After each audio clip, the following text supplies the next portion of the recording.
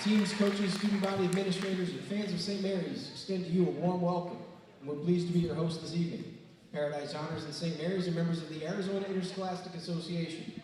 They abide by the rules and regulations set forth by the association to maintain high standards of conduct, competition, and relations with member schools. Tonight's teams are friendly rivals playing in a game representing their schools. As members of opposing teams, their display of sportsmanship should be reflected by all spectators in attendance. Our officials for tonight's game is assigned by the AIA are Verma Sweet, Edward Maya, and Kelly Richardson. At this time, we'd like to introduce our guests from Paradise Honors, coached by Nate Jackson. First in reserves, number 3, Lena Marsh. Number 10, Tiana Bolden. Number 11, Kennedy Rolfe. Number 15, Bailey Rolfe. Number 23, Hannah Everingham. And number 24, Ava Wheaton. And now for the starters. Number 1, Kai Williams.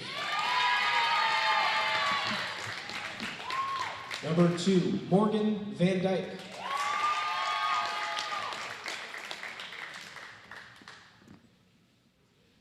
Number 5, Hannah Hudgens. Number 14, Addie Sandusky.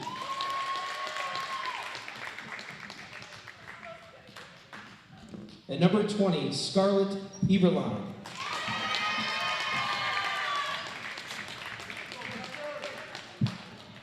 And now we'd like to introduce your St. Mary's Knights. Coached this evening by Cameron Hollerbeck. First, the reserves. Number 12, Francesca Drapeau. Number 21, Sophia Bryant. Number 23, Olivia Lamelli. And number 30, Grace Tanner. And now for your starters. Number 3, Cynthia Tewksbury. Number 4, Kristen Keating. Number 15, Alyssa Estrada. Number 22, Vanessa Barrios. And number 44, Alondra Reyes. At this time, ladies and gentlemen, we ask you please rise and remove your hats as we begin our contest with a prayer. In the name of the Father, Son, and Holy Spirit. Dear Lord, thank you for the many opportunities you've given us. Thank you for this time to gather in the spirit of competition. Please help these athletes and officials perform to the best of their abilities and keep them freed from injury. Our Lady, Seat of Wisdom, pray for us.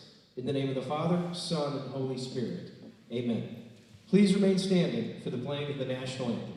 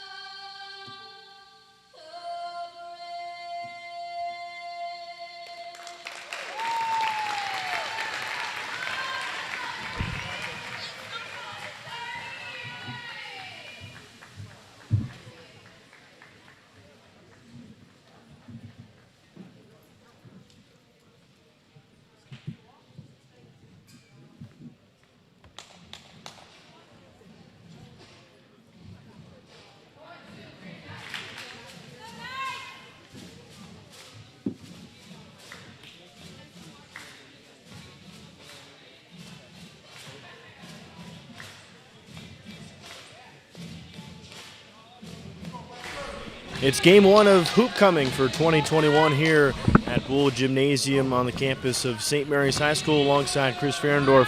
I'm Alex Coyle, glad to be back for a second season of We Are SM Hoops YouTube live streams. Getting this one underway with some girls basketball action, first time for us too, but should be a good one between Paradise Honors and the St. Mary's Knights. Yeah, Alex, obviously it's great to be back. We're going to see some action between the 1-3 St. Mary's Knights versus the 4-2 Paradise Honors Panthers. We'll see how this one goes. And immediately we're going to get a jump ball right out of the tip. We'll do the exact same thing right again to get us underway. Starting five for Paradise Honors: Nakia Williams, Hannah Hewins, Addison Sandusky, Scarlett Eberline, and Morgan Van Dyke. For St. Mary's, Cynthia Tewksbury, Kristen Keating, Alyssa Estrada, Vanessa Barrios, and Alondra Reyes. St. Mary's shoots one, gets an offensive rebound. That's grabbed by Estrada. Looking for their second win on the season are the Knights. And winning that defensive rebound battle is Paradise Honors' Eberline.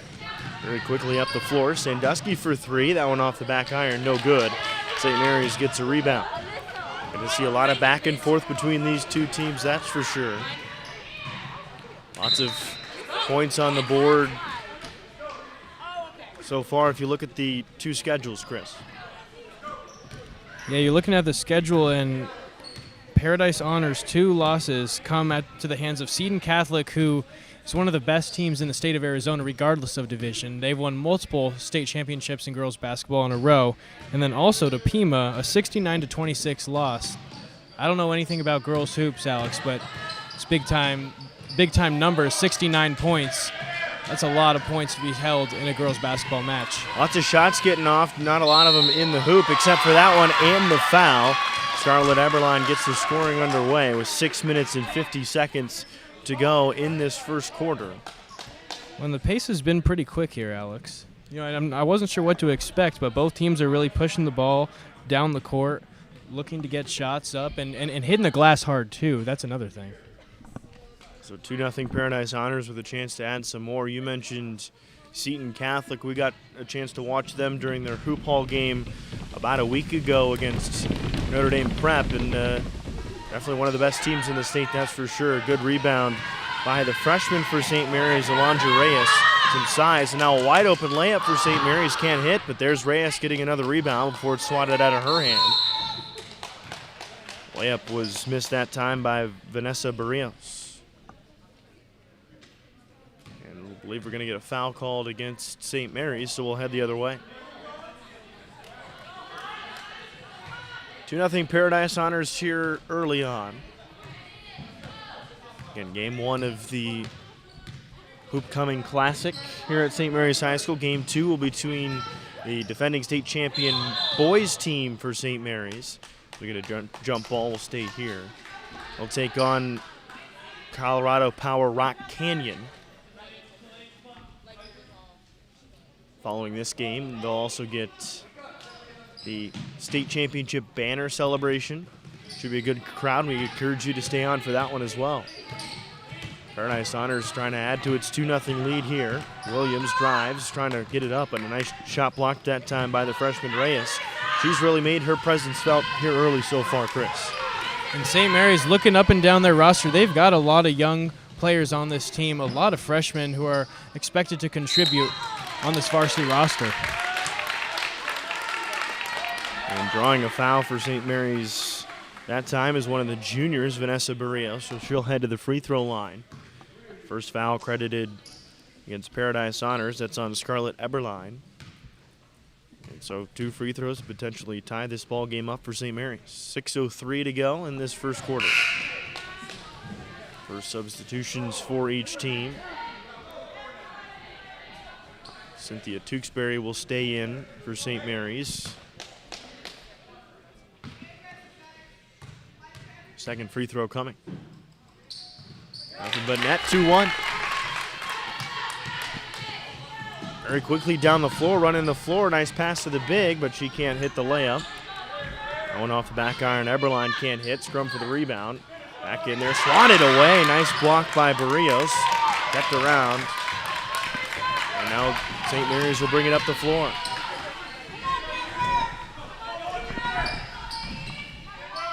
Reyes up top. Looks to dribble drive, kicks back out for three. Tewksbury can't hit. Rebound to Paradise Honors, and they'll head down to the other end of the floor.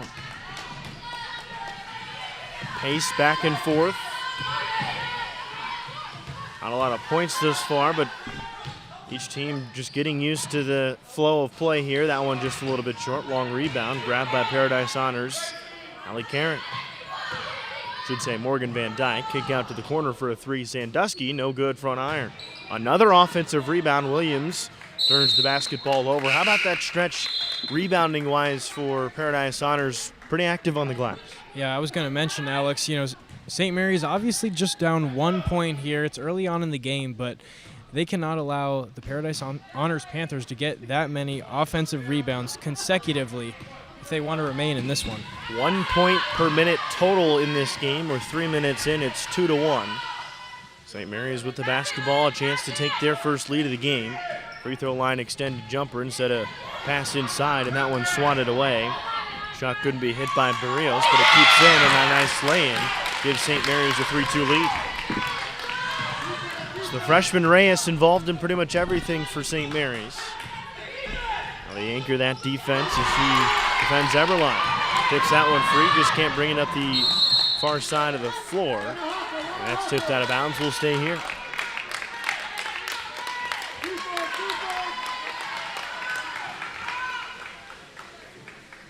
Expecting a big crowd here later on tonight for that boys game between Rock Canyon and the defending 4A state champion St. Mary's Knights, but a decent, energetic crowd here for the girls game as well. In the corner, Paradise Honors with the basketball. A straightaway three is short from Van Dyke. Rebound, another one offensively for Paradise Honors, and they regain the lead. It's 4-3. And that's exactly what we're talking about, Alex, as the offensive rebound, I believe, from Hallie Karen there with the putback. It just can't be that easy. One stolen away. Sandusky going to try to go coast to coast with a layup. Instead, she's fouled. Probably a good foul, as two St. Mary's defenders were running the floor. Instead, she'll get two free throws, try to extend the lead. It's still 4-3, 3:48 to go. And just a 4-3 game, Alex, but you've mentioned it, I've mentioned it, the pace is really up and down. Each team has made a couple of subs so far, but it'll be interesting to see as the quarters go on if they continue to play at this high-speed pace. She hits both free throws, didn't hit any rim, and now it's a 3-point lead. Paradise Honors doubling up the Knights. It's 6-3. Reyes brings up the floor, and a good lofted pass to Tewksbury. Into the post, off the backboard, no. Barrios couldn't hit, offensive rebound. Put back goes over the backboard and out of bounds. Another turnover.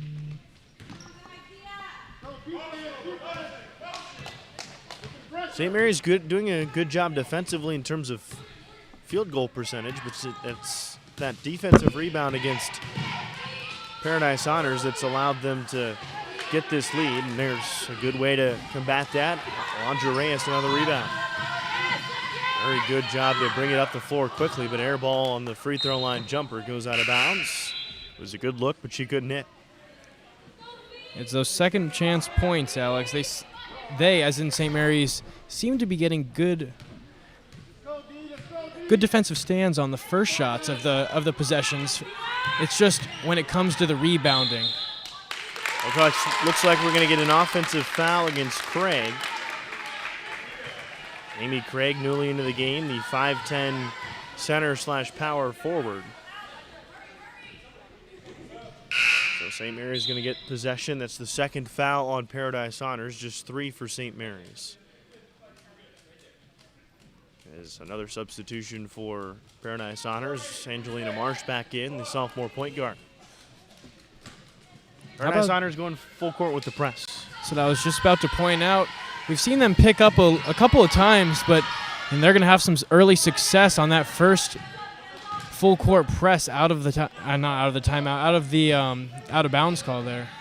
On the dead ball and first turnover. Now a chance to hit their first 3 of the game. That's off the back iron, can't fall through. But another offensive rebound. Nakia Williams will reset.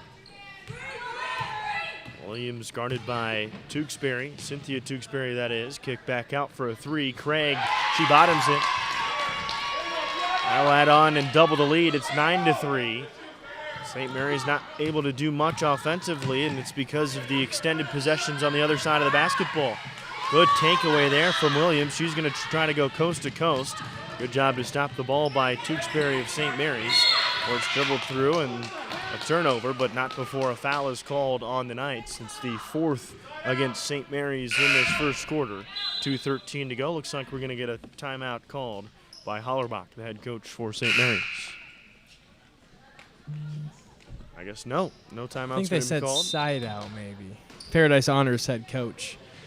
But how about Nakia Williams so far, the Paradise Honors point guard? She's done a really good job of getting in there because we see an offensive foul and a little bit of a hobble from number 20, Scarlett Eberlein. But Nakia Williams has done a really good job getting into tight spaces and then kicking out for her teammates.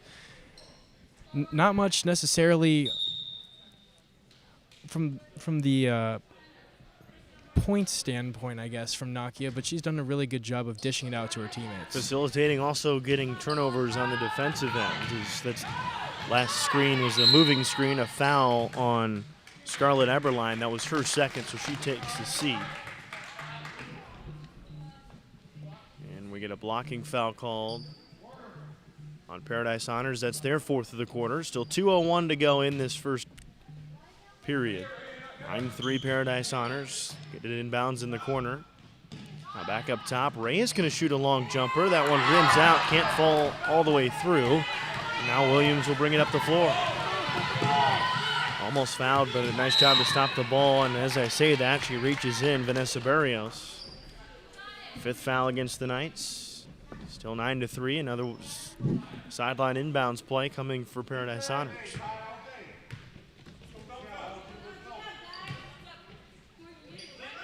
St. Mary's looking for win number 2 on their season. Paradise Honors in blue gets it in. Much of the action has been on their side of the floor. Banks in a 3. It's now 12-3. Back-to-back possessions with 3-point hits. That's a 9-point lead. Another, almost picked the pocket that time, did Williams of Estrada, but instead she's called for a foul. That's 5 on Paradise Honors. Quite a few fouls in this first quarter already. Yeah, 10 combined, 5 for each team so far. Neither team's going to want to get into foul trouble, into the bonus too quickly here.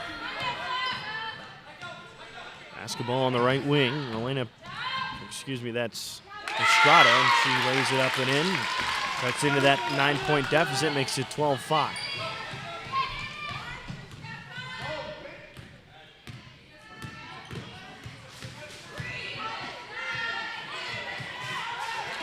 Dyke trouble with the basketball, stolen away by St. Mary's. Now Reyes picks up her dribble at the half-court line. And it's stolen back away by Van Dyke, and a foul on Reyes. That's just one of those situations where the young player learning can't pick up the dribble in that portion of the floor. Exactly right, and the St. Mary's Knights actually had numbers up the floor, a 3-on-2, but none of the players came back to the ball either to help number 44. Reyes out as well. Paradise Honors will inbound the basketball with 52 seconds remaining in this first quarter and a 7-point lead. Half those points from the 3-point arc. St. Mary's 1 foul away from the bonus, and as I say that, Van Dyke is fouled, and we'll head to the line for a 1-and-1, and they'll be in the 1-and-1 or bonus the rest of the way in this first half. And it's not necessarily as if the Knights have been the more aggressive team out of the two tonight, Alex. You know, Paradise Honors has really forced a couple turnovers, gotten into the passing lanes, and forced some steals as well. The Knights just seem to be overreaching, I guess, on a couple of these foul calls where the Paradise Honor Panther player just picks up their dribble. Maybe defending with the hands more than the feet, if you will. It's 1 of 1. Now a timeout is going to be called by St. Mary's. One free throw was hit, so it's an 8-point lead. Any trends that you noticed so far in this game from St. Mary's point of view? Well, from St. Mary's, their entire offense has really gone through the freshman Alondra Reyes so far, at least from what I've seen, getting it into the block, and then letting Reyes make the reads or hit the high post jump shot has really looked. Wow, I'm terrible on words tonight, but this is why we have a warm-up game, Alex. But getting it into the post to her and then letting her make the reads has seemed to be the nice strategy so far. Yeah, on the last possession where they got that layup, they got it into her earlier on in the possession. She passed out of it, and the layup on the other side was open to be hit. Another full court press as St. Mary's probably drew something up in that huddle. They get it across and immediately trapped, but bailed out by a foul call. And that's the 6th foul on Paradise Honors. So the Knights will be in the bonus the rest of the way. So we'll get free throws on every foul for the rest of this first half. Knights look to inbound. That's Tewksbury. She finds Barrios. That's Reyes on the left wing. Dribbles now a ball screen up top. Back to Tewksbury. Tewksbury back and forth, picks up her dribble. Trying to get it into the low post. Good post defense from Sandusky, but St. Mary's keeps the basketball. Estrada turns around, jumper, but she's fouled, and she'll be heading to the line for 2 free throws. 9.7 left in this first quarter, a chance to cut into that deficit.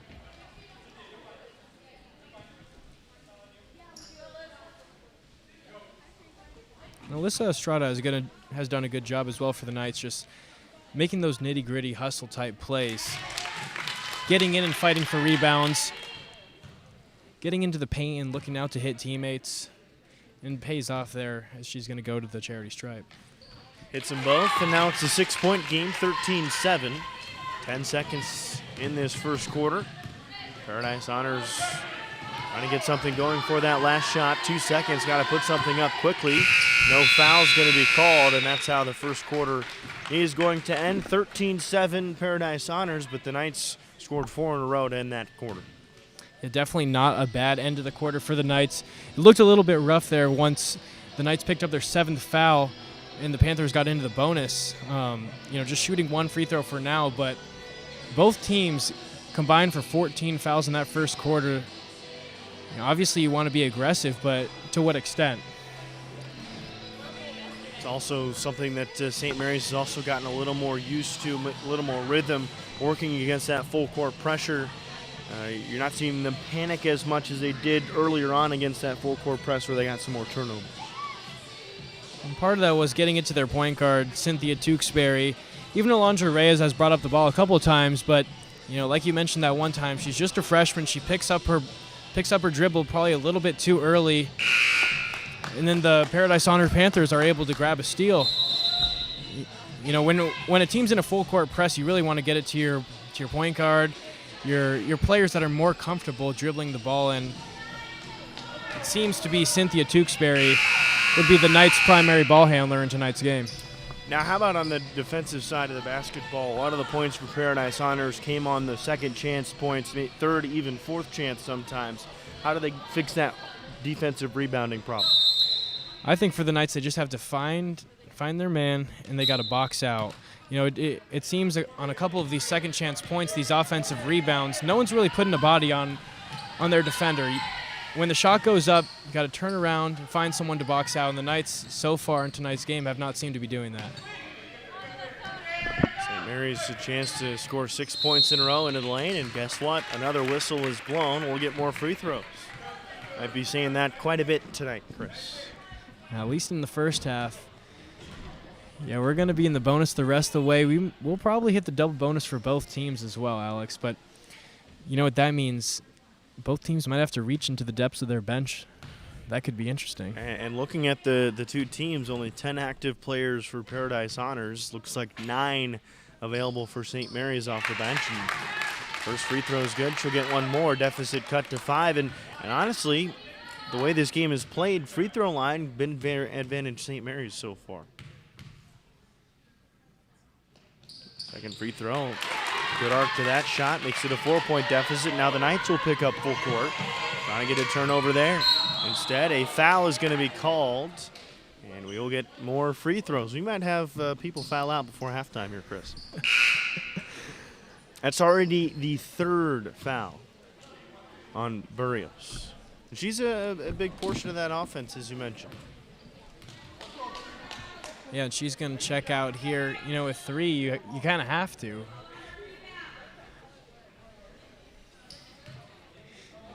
Give her a little break. That would be Vanessa Barrios, excuse me, as you already stated, Alex. But and again, the free throws being an advantage of St. Mary's, helping out there. Basically a turnover missing the front end of the 1-and-1. Baseline jumper, that one just a bit long, and now a rebound, but picked up the dribble for Paradise Honors. They'll bring it up the floor. Williams, the point guard, off of the floor now, so Craig getting things working here. Guarded by Tewksbury. Tipped the ball away, 7:15 left, it's a 4-point game. St. Mary's trailed at 1 point, 12-3. It's been a 6-1 run since that shot is blocked and sent away by Reyes.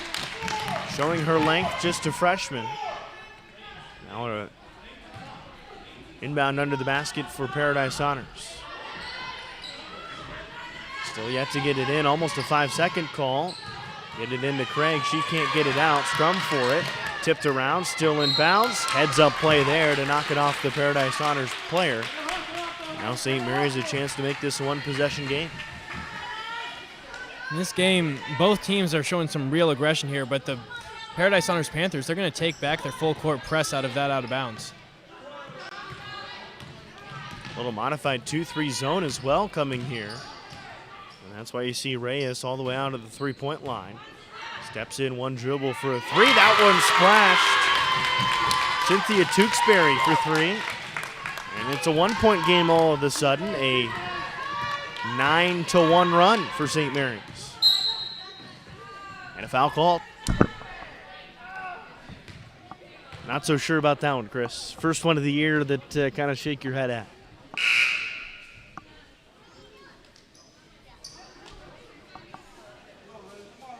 And we try to be not too critical of the refs, Alex. You know, I'm a ref myself. I ref on Saturday mornings. First and second grade basketball, 8 to 12. But you're not calling cheap fouls, are you? No, no, sir.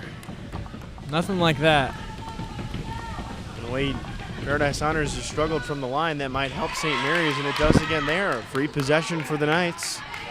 But from here on out, Paradise Honors will be shooting 2 free throws for every foul. We still have 6.5 left in this first half. Get it in, does St. Mary's to Drapeau, and a jump ball. Kind of hold your breath every time a whistle's blown here in the first half. And Paradise Honors going to get the basketball. 9 fouls for St. Mary's, 8 for Paradise Honors. Knights trail by 1, but on defense. A little head fake there at half court.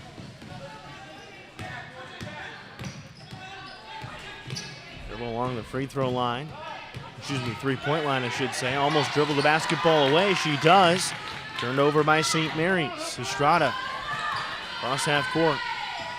Trying to find a way to get it in. Now dribbles into the corner, picks up her dribble, finds a teammate. That's Keating. Back to Estrada in the post. Foul called on the floor. 2 free throws coming for Francesca Drapeau.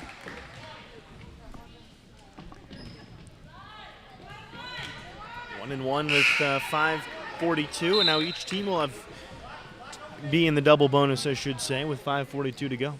And, you know, immediately once Francesca Drapeau subbed in the game for Alondra Reyes, you know, a center for a center, the Knights immediately looked for Drapeau in the post.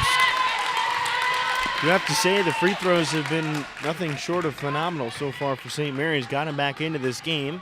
Now this next one, the second end of a 1-and-1, chance to take the lead. And it's cashed. An 11-1 run for St. Mary's to take the lead. Nothing going offensively until the wide open layup is missed. Rebound for St. Mary's. Reach in, no foul call there. St. Mary's going to bring it up the floor. One-handed pass along the floor, that's always dangerous, but Keating gets it. They'll reset the offense.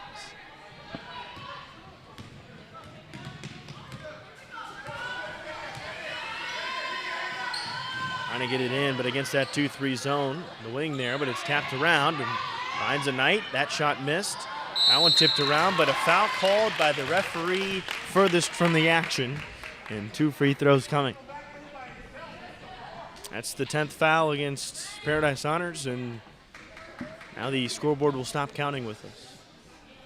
Surprisingly, that was Nakia Williams' first foul of the game, and arguably she's probably been one of the most aggressive on the court for the Panthers. They're actually going to change that foul to Melissa Karina Miles, her second. And the first free throw missed by St. Mary's all night. Here comes number 2. That one just a little short as well. Offensive rebound fought for, but going to stay with Paradise Honors. Brought up the near side of the floor by Morgan Van Dyke. That one layup, another miss, but rebound for St. Mary's. Trying to find an outlet. That one read perfectly by Williams, and she's fouled. Looked like she was going down to grab the basketball, but instead she's going to head to the line for 2 free throws. Pays off when you're aggressive, Alex. And when they changed that foul call, that would leave Nakia Williams with 0 fouls in tonight's action, which, like I mentioned earlier, is surprising considering how often she has been in the passing lanes. Struggles continue from the free throw line as Williams misses the front end of 2. That's the 3rd foul for St. Mary's on Cynthia Tewksbury, so a lot of Knights in foul trouble. Comes a free throw chance to tie the game up. Back iron, no. Tipped around for the rebound. Grabbed by St. Mary's. Chance to add to the lead. They pull back in a bad entry pass stolen away by Paradise Honors. Wide open layup. Almost traveled. Lays it in. 15-14. Another lead regained by Paradise Honors. That one tipped around. Another turnover forced by Williams. An open layup. She hits. 3-point lead. Things have been happening in runs so far, Chris, in this game. And a bad turnover. Might be time to think about a timeout for St. Mary's. The turnover jitters have definitely gotten into the Knights these last couple of possessions here. Nakia Williams gets a steal by herself in the open floor, and then just a pass straight out of bounds. No one there for the Knights on that last possession. Owned by a nice Euro step in the lane. Off the backboard, can't hit the rim, and we're going to get a jump ball. Very quickly, whistle is blown as coming down for the rebound was Reyes and pestered by Williams. Paradise Honors is going completely away from the full court press. Now in somewhat of that modified 2-3 zone. A big screen up top, but a bad pass. Nice screen by Reyes. Had one of the players holding her side in pain. The half-court offense hasn't really been there for either team so far in tonight's action, Alex. It's really fast break points off of steals or bad passes or free throws for the Knights. I would be willing to guess probably about half of their points have come off of free throws in tonight's action. Paradise Honors trying to get something going. Another foul called. Nothing much to say other than foul called. Whistle blown equals foul called.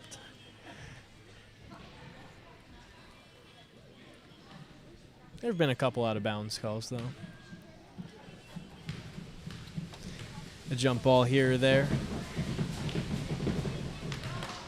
That one finds the bottom of the net. It's 18-14. Still 3:30 left in this first half. St. Mary's Knights at one point a 13-1 run. Rebound grabs by St. Mary's. And a timeout indeed is called by the Knights, trying to set things up, calm the team down after, it had the lead for about a minute of game time there, but a couple of baskets in a row for Paradise Honors. And I'm wondering here, Alex, with the Paradise Honors pulling back their full court press, Do the Knights ever run a lineup of Alondra Reyes with Francesca Drapeau? Because getting it into both of them in the post seemed to be effective. I'm just wondering if they can run both of them on the floor at the same time. That would be an advantage. Crash the St. Mary's glass. would have size advantage at both post positions. And it's not like Alondra Reyes hasn't shown that she can't handle the basketball along the perimeter, too, if you want to bring her and extend her out. Exactly. Francesca Drapeau came in, knocked down her free throws as well. Yeah. I'm really not seeing the downside right now. Maybe the issue of foul trouble, those two not necessarily in it, but you need to rotate everybody else through. And if you have both bigs in the game, then they're both prone to getting fouls, and you can't go to somebody else. But we'll see what they go as they just have Reyes on the floor. 3:22 to go in this quarter. St. Mary's trails by 4. Reyes running it on the point. So more of that 2-3. Elbow jumper tipped away. Works as a good pass. Keating dribbles off her foot and out of bounds. And with Reyes along the perimeter there, we're going to see a much-needed Cynthia Tewksbury come into the game here. But like I said, with Reyes along the perimeter, there's no one inside the post for them to get the ball to. And that's what their half-court offense, that's when their half-court offense was working the best, is when they had someone there to make those decisions in the high post. Williams dribbles off her foot but keeps the dribble alive. Good pass out to a straightaway 3, no good. Good box out by St. Mary's with the exception of getting a body on Williams. She gets the miss. Back out for 3 again. Pump fake, elbow jumper. Bring it back out to Williams. Marsh thought about a long 3. She thinks better of it. Dribbles around. Entry post in to Van Dyke. Foul's called yet again.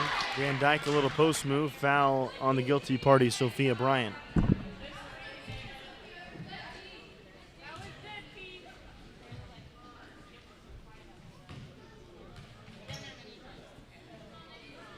That will be the freshman Sophia Bryant's second foul as well.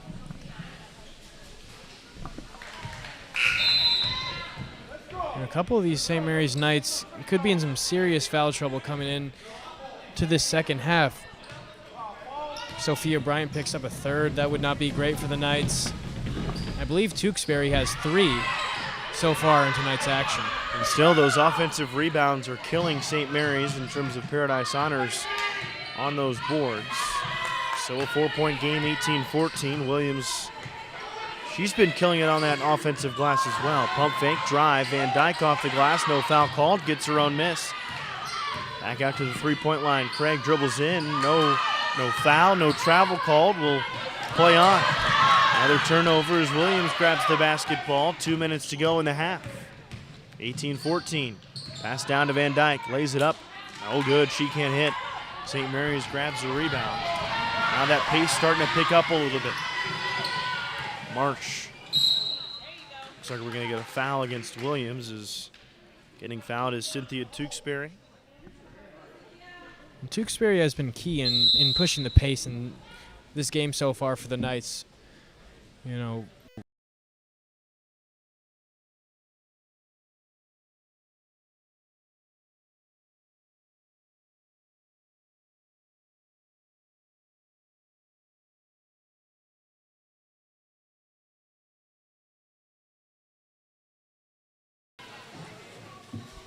so we have a little bit of sound difficulties.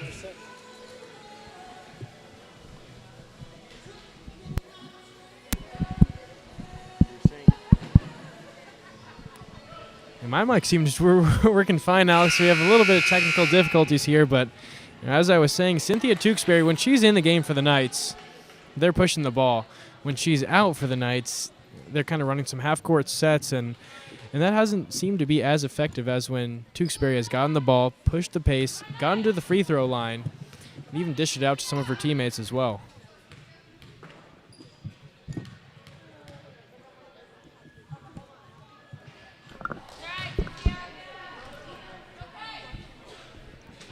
Well, I think I'm back, maybe. Apologize for those technical issues as The second free throw is short, but a rebound by Reyes. Tipped down. We might get another jump ball. No whistle as they're just laying on the ground, and somehow that's picked up by St. Mary's. Off the backboard, and the third chance is hit by the Knights. Have not seen that one before. That one laid up and in by Paradise Honors as they go up the floor. It's 20-16, trying to catch up after those technical issues. Off the floor, Reyes picks up her dribble again. No one there to trap. Approaching 1 minute to go in this second quarter. St. Mary's trailing by 4. Working up top of the key is Tewksbury. Step back, along 2, back iron. Rebound, good put back there by Reyes. Best point we've seen all day from her. And a bailout foul call. 80 feet from the basket. Gonna send Williams to the line. It's like we said earlier, Alex, you want to be aggressive, but you don't want to put your hands on the player. Like you said, you want to use your feet to get in front of them and not necessarily reach. As Kristen Keating picks up. Maybe not Kristen Keating. No, it was Kristen Keating's first foul there. Read the scoreboard wrong. Well, I mean, there's so many fouls in this game. Kind of surprised that somebody gets their first of the game, and hitting both free throws is Williams. The lead back out to 4 with 53 seconds left. Tewksbury, open lane, floater in there is tipped away. Paradise Honors grabs the basketball, but not content to slow things down just yet. A 4-on-3 opportunity if they hurry. Williams. Drive and kick, Craig. Couple of dribbles to her left, shoots a nice jumper there. Lead back out to 6, largest in a long time for Paradise Honors since that 13-1 run for St. Mary's. 23 seconds to go. Good entry pass, good layup by Estrada. Lead back down to 4, 24-20. Pace picking up, but also the scoring picking up in terms of on the floor. Not as much being supplied by the free throw line. Williams, 3 to shoot, into the corner for Van Dyke. Flat-footed 3, misses everything, and that's how the half is going to end. Really quickly, some first half takeaways, Chris. Yeah, the fast pace seems to come and go quickly between the teams, and I know fouls obviously play a part in that, but St. Mary's Knights, like I mentioned earlier, Cynthia Tewksbury, when she's in the game, she's pushing the pace, and Alondra Reyes, a key to the St. Mary's Knights getting 20 points, has been getting the ball to Reyes at the high post and letting her make decisions.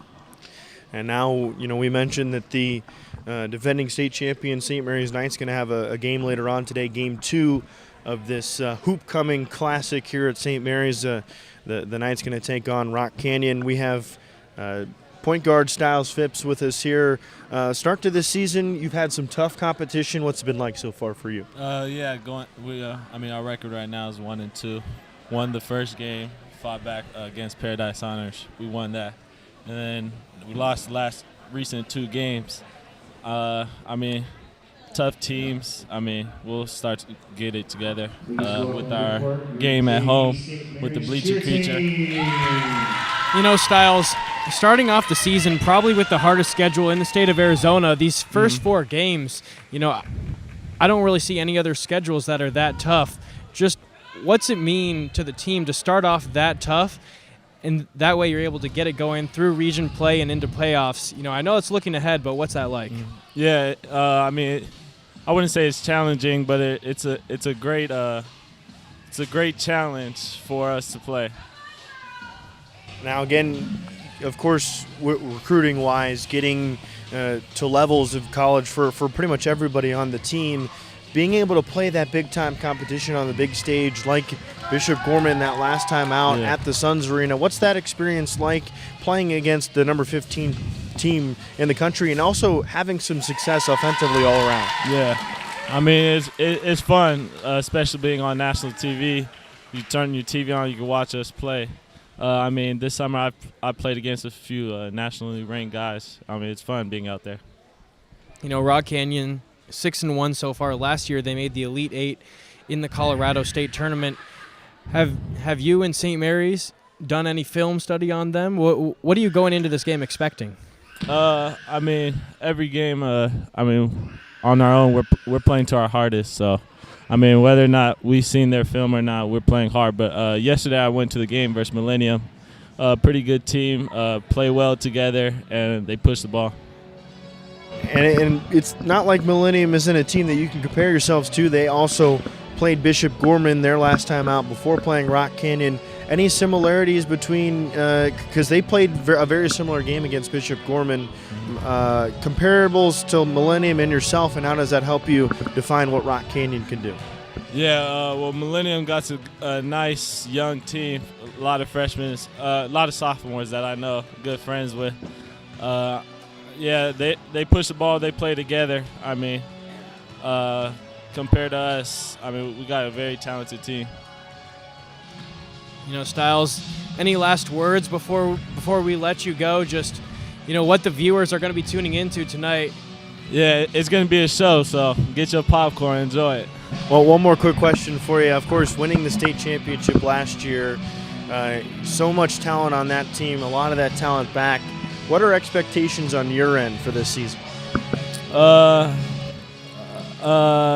mean, we're just, me personally, just win as much games as possible, get another state championship, get another ring, have fun. Awesome. Thank you very much, Styles. We'll take a break, and again, we got second half of this girls game, but after that, it'll be the 4A Arizona State champions, St. Mary's Knights against Colorado's Rock Canyon.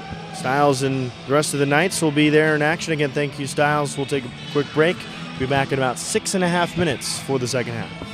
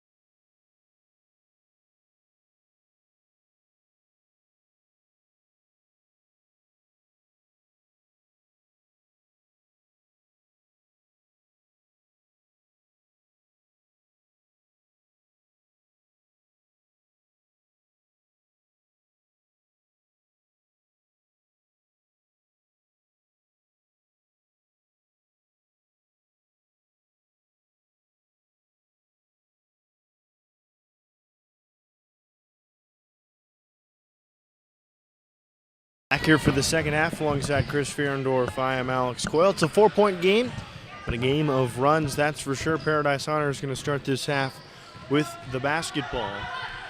And working over Reyes. Can't hit a shot, but gets her own miss. Put back no good as well. Still a scrum for that rebound. Eberline couldn't hit on any of her chances, and St. Mary's heads the other way. The rebounding woes are still hurting the Knights, especially on the defensive battle down here, as Paradise Honor's Panthers are just killing the Knights so far on the offensive glass. And Sandusky attempts a three. That misses everything and goes out of bounds. No points yet in this half. 7:12 to go, third quarter. St. Mary's, the Knights looking for their second win of the season.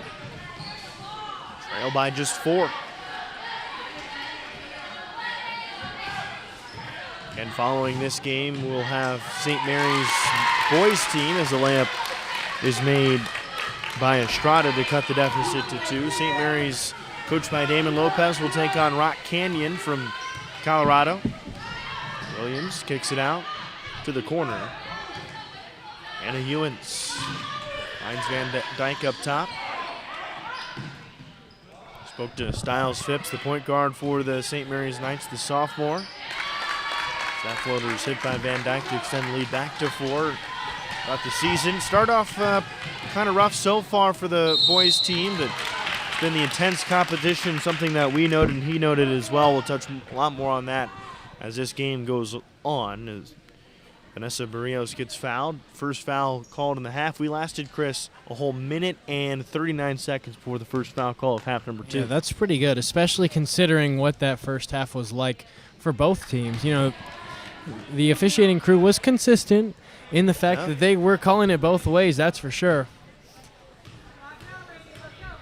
First free throw's missed. Second one hits the front end and falls through the basket. 3-point game, 26-23. Wide open layup, easily hit. Good pass, good find from Nakia Williams. Now it's 28-23. Back to that full court pressure from Paradise Honors. And a trap over there and another steal from Williams. She's got an open layup. Slows herself down. That one can't find the bottom of the basket. Rebound to Reyes. Almost trapped that good dribble through by Tewksbury. On the right wing, fires a shot way long. Rebound fought for and grabbed by Eberline. Long outlet pass. Layup, no foul call, no travel either. Poked out of bounds, and that will stay here for Paradise Honors. You have to wonder if the refereeing crew, maybe talked about some of the calls earlier on that first half at halftime, because they seem to be letting them play. So far through almost 2.5 minutes of play, 5:38 to go in this third quarter.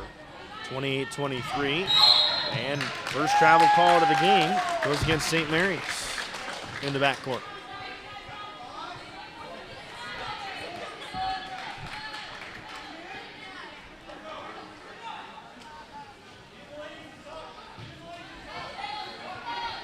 Another inbound under the basket. Referee just handed Williams the basketball before she was even ready, and that three finds the bottom of the net from Sandusky. Quickly out to an 8-point lead. Pass into the corner for St. Mary's. Baseline jumper, no, but an offensive rebound for the Knights. Good pass to Reyes. Goes up and gets fouled. She'll go to the line for 2 free throws. Both fouls in this half against Paradise Honors. We talked about it in the first half, Alex. Part of what has been helping the Knights get to the free throw line has definitely been the freshman Alondra Reyes so far. Seems to be, whenever she touches the ball, she takes her time, looks around the court, and makes a good decision almost every time, except for that one backcourt stop where she picked up her dribble earlier on in the game. But since then, she seems pretty consistent in that triple threat stance. That's important. Very calm for a freshman, that's for sure. But she misses both free throws. Williams up the far side of the floor. Ooh, look at the in and out dribble there. A floater, no foul. And that is very late, to say the least, as Williams will head to the line. Foul against Reyes. And we've talked about it before, Alex. A three man, a three-man officiating crew, but the one furthest away from the basket is calling the foul. You got two sets of eyes closer to the ball. I don't know. You know what they say. And there's a reason in baseball why the closest umpire makes every call, unless there's a discrepancy. Not the case here in basketball. Anybody on the floor with a whistle that wants to blow it can. Free throw is good, 32-23. Back to the largest lead for Paradise Honors of 9. One time it was 12-3, now it's 32-23. Another turnover forced by Paradise Honors. Grabbed, I guess who? Nakia Williams. Almost intercepted the pass, did Reyes, going up. Offensive foul they're going to call there. I mean, if you're the Knights, you'll take it, I guess, but that's definitely the first questionable foul of this half. Of the 4 that have been called, good rate. 4:44 to go in this third quarter. Into the lane, no foul call there, and a bump. And Paradise Honors will head to the other way. 4-on-1 chance. Van Dyke takes a dribble, nice and softly off the backboard. First double-digit lead for either team. It's 34-23, Paradise Honors. And that one's immediately turned over. 3-on-3 chance, but Williams too quick. Left-hand layup. 13-point lead, 36-23. And a good timeout by St. Mary's to stop the bleeding. I'd take a timeout too if I was Coach Haller back there for the St. Mary's Knights. It's that full court press, Alex. It seems to be working now. And Nakia Williams has really been spearheading that movement. She's been getting out and being aggressive at the top of this press, getting into passing lanes, and getting just into people. You know, whoever's got the ball, she's going at them as fast as she can. And whether there's a little bit of contact there or not, that doesn't seem to be mattering so far for the Panthers. Really came out of that second half, that halftime locker room with a head of steam. And really in that first quarter started pretty similarly, a good hot start from Paradise Honors, but free throws is what got St. Mary's back into the game. Already 3 fouls in this quarter against Paradise Honors, on track to be in a similar position as we were in the first half in that department. What does St. Mary's need to do other than despite the officials maybe letting them play it a little more, to get more foul calls and get to that free throw line that has been so generous? Yeah, well, first off, they definitely have to get it past half court. This trap, little trap, full court press kind of action. Number one, Nakia Williams. So you get a carry, though, even though Alondra Reyes didn't put the ball on the floor. She picked it up. And she passed the basketball. I don't know, Chris. I don't know.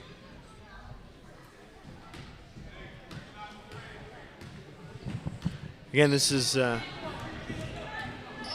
practice for us to wear at the officials all season. This is just game 1, already having fun with it. Williams, good pass out for 3, and that one just long. And guess who gets the rebound? She's been all over the floor, offensively, defensively, rebounding, passing like that, scoring the basketball, but a good tap by Barrios. She's going to bring it up the far side of the floor, try to go coast to coast. Gets bailed out by a foul there. 4th foul of the half on Paradise Honors, and more free throws coming for St. Mary's. That kind of the key that got him back in it the first time.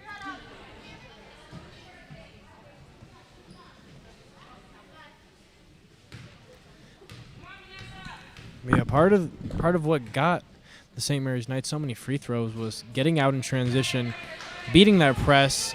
The Paradise Honors Panthers even had to pull back the press in that first half because the Knights were beating it fairly easily and getting to the free throw line because of it. And for Williams, that's her 3rd foul, so some foul trouble potentially brewing there. And if St. Mary's can continue to attack her specifically, that might alleviate a lot of their problems, because part of when she was off the floor the first time, that's when St. Mary's really was running things and getting back in it. Good double, but too much strength, but we're going to get a travel violation against Alondra Reyes. And that's really the first time we've seen Paradise Honors double her from a guard coming down to the post to defend. Which seems like an effective strategy. You know, obviously, like you mentioned, we've only seen it one time so far, but when the offense is flowing through one player that heavily, a double team might be called for. Williams staring at the basket, trying to survey things, keeps her dribble alive. Really good ball handler, definitely the best ball handler on the floor. Drive, pass off the foot, no kick called. And they're going to call a foul there against Paradise Honors, 5th of the half. And the Knights 2 fouls away from getting into the bonus, Chris, for the rest of the way.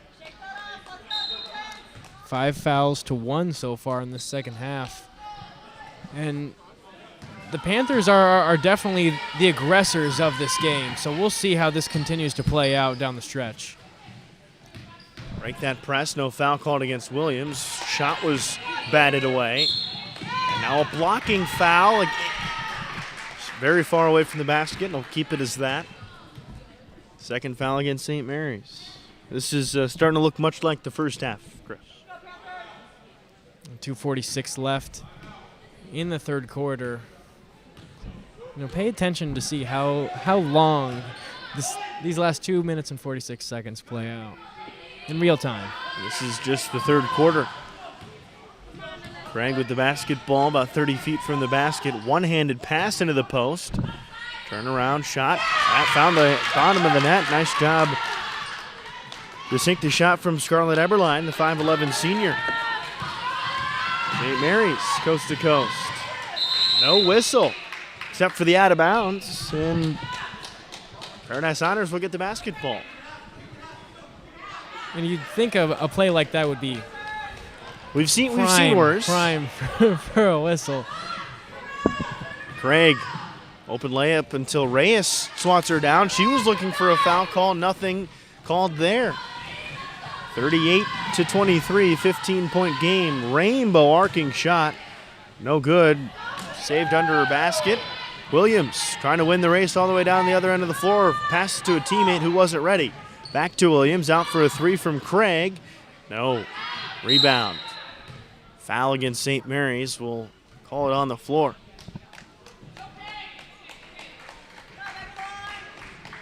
That's the 4th foul against Estrada. Knights have not done much offensively this quarter, Alex.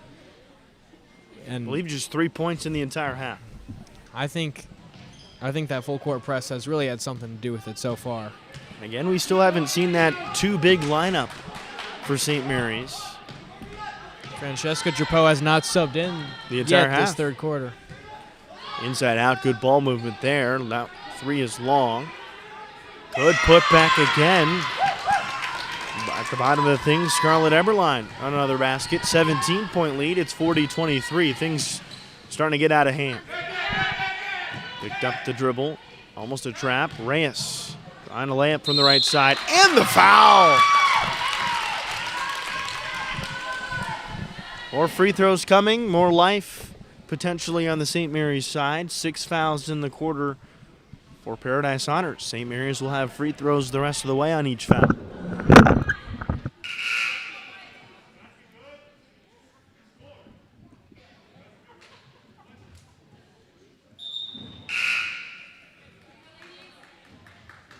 More substitutions for St. Mary's. Kind of makeshift stand you got there from Mike, Alex.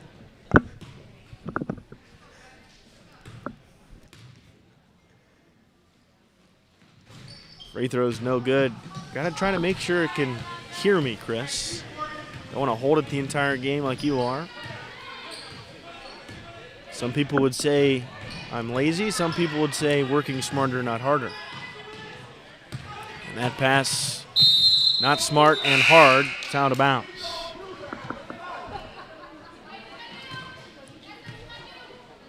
You don't like it, Chris? Got 2 boxes holding this thing up. It's true. It does look very impressive. As long as it works. 2-3 zone. Reyes in the middle of it, swatted away there. She was looking for a foul call, didn't get it. 45 seconds left in this third. Craig Oh, tipped away there by Estrada. She'll head up the floor. I should say that's Barrios, and she gets the ball tapped away. No whistle in this last minute. 4 on 5 on offense. Craig still hasn't made her way back down the floor. Sandusky has her pass intercepted by Barrios. Coast to coast with a layup potentially. Foul called before she can get a shot off, but she'll be heading to the line for a 1-and-1. And if you're the Knights, Alex, you're not complaining here. No, but not at all. If you're on the floor, you're not. It's questionable, though. Foul discrepancy, 7 fouls for Paradise Honors, just 3 for St. Mary's in this third quarter. Not many of the Paradise Honors fouls have been shooting fouls, though, and the Right. Knights have not been. In this half, not hitting their free No, throws. they have not been hitting. Not been converting at a percentage like they did in the first half. And as you say that, nothing but net makes it a 14-point game. St. Mary's picks up full court, trying to get a trap. No help.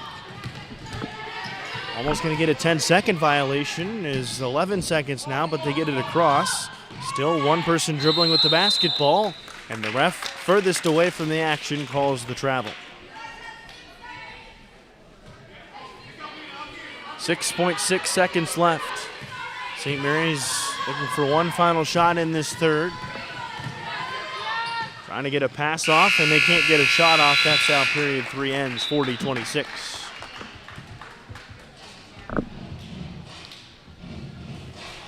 You know, that's just not the type of quarter you want coming out of halftime, specifically offensively. If you're the Knights, outscored. Not totally sure what they were outscored by at halftime, but 6 points in the third quarter is not enough. Yep, 16-6 in that third quarter was the difference in the score. It was 24-20 at the half. Full court press to start the third quarter definitely played a factor there, Alex, as you know, like we've mentioned numerous times, Nakia Williams has just been everywhere, and she's at the top of that press, and when it's rolling, she's doing the most damage. And again, St. Mary's, the boys team, the Knights will take on the Jaguars of Rock Canyon High School, the Denver, Colorado area school. Chris mentioned made the Elite Eight in the Colorado State Tournament last season. St. Mary's, the state champions in 4A for Arizona.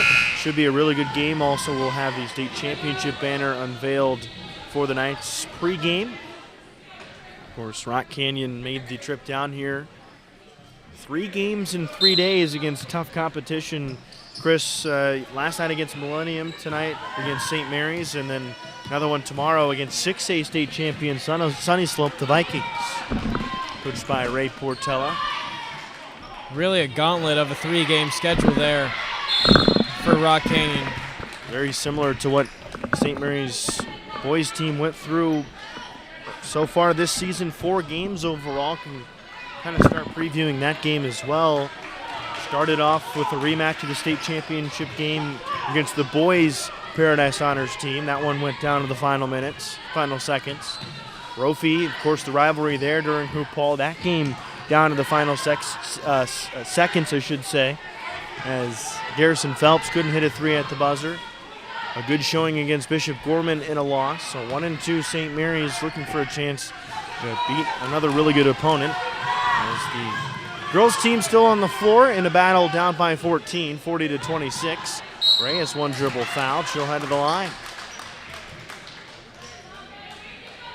Surprisingly, Alex, I still have yet to see Francesca Drapeau. Now, it's not like she played a lot of minutes in the first half, but the minutes she played were definitely impactful when she came in to replace Alondra Reyes. Reyes' first free throw finds the bottom of the net. Now St. Mary's just trails by 13, I should say. Trying to get back in this game via the free throw line.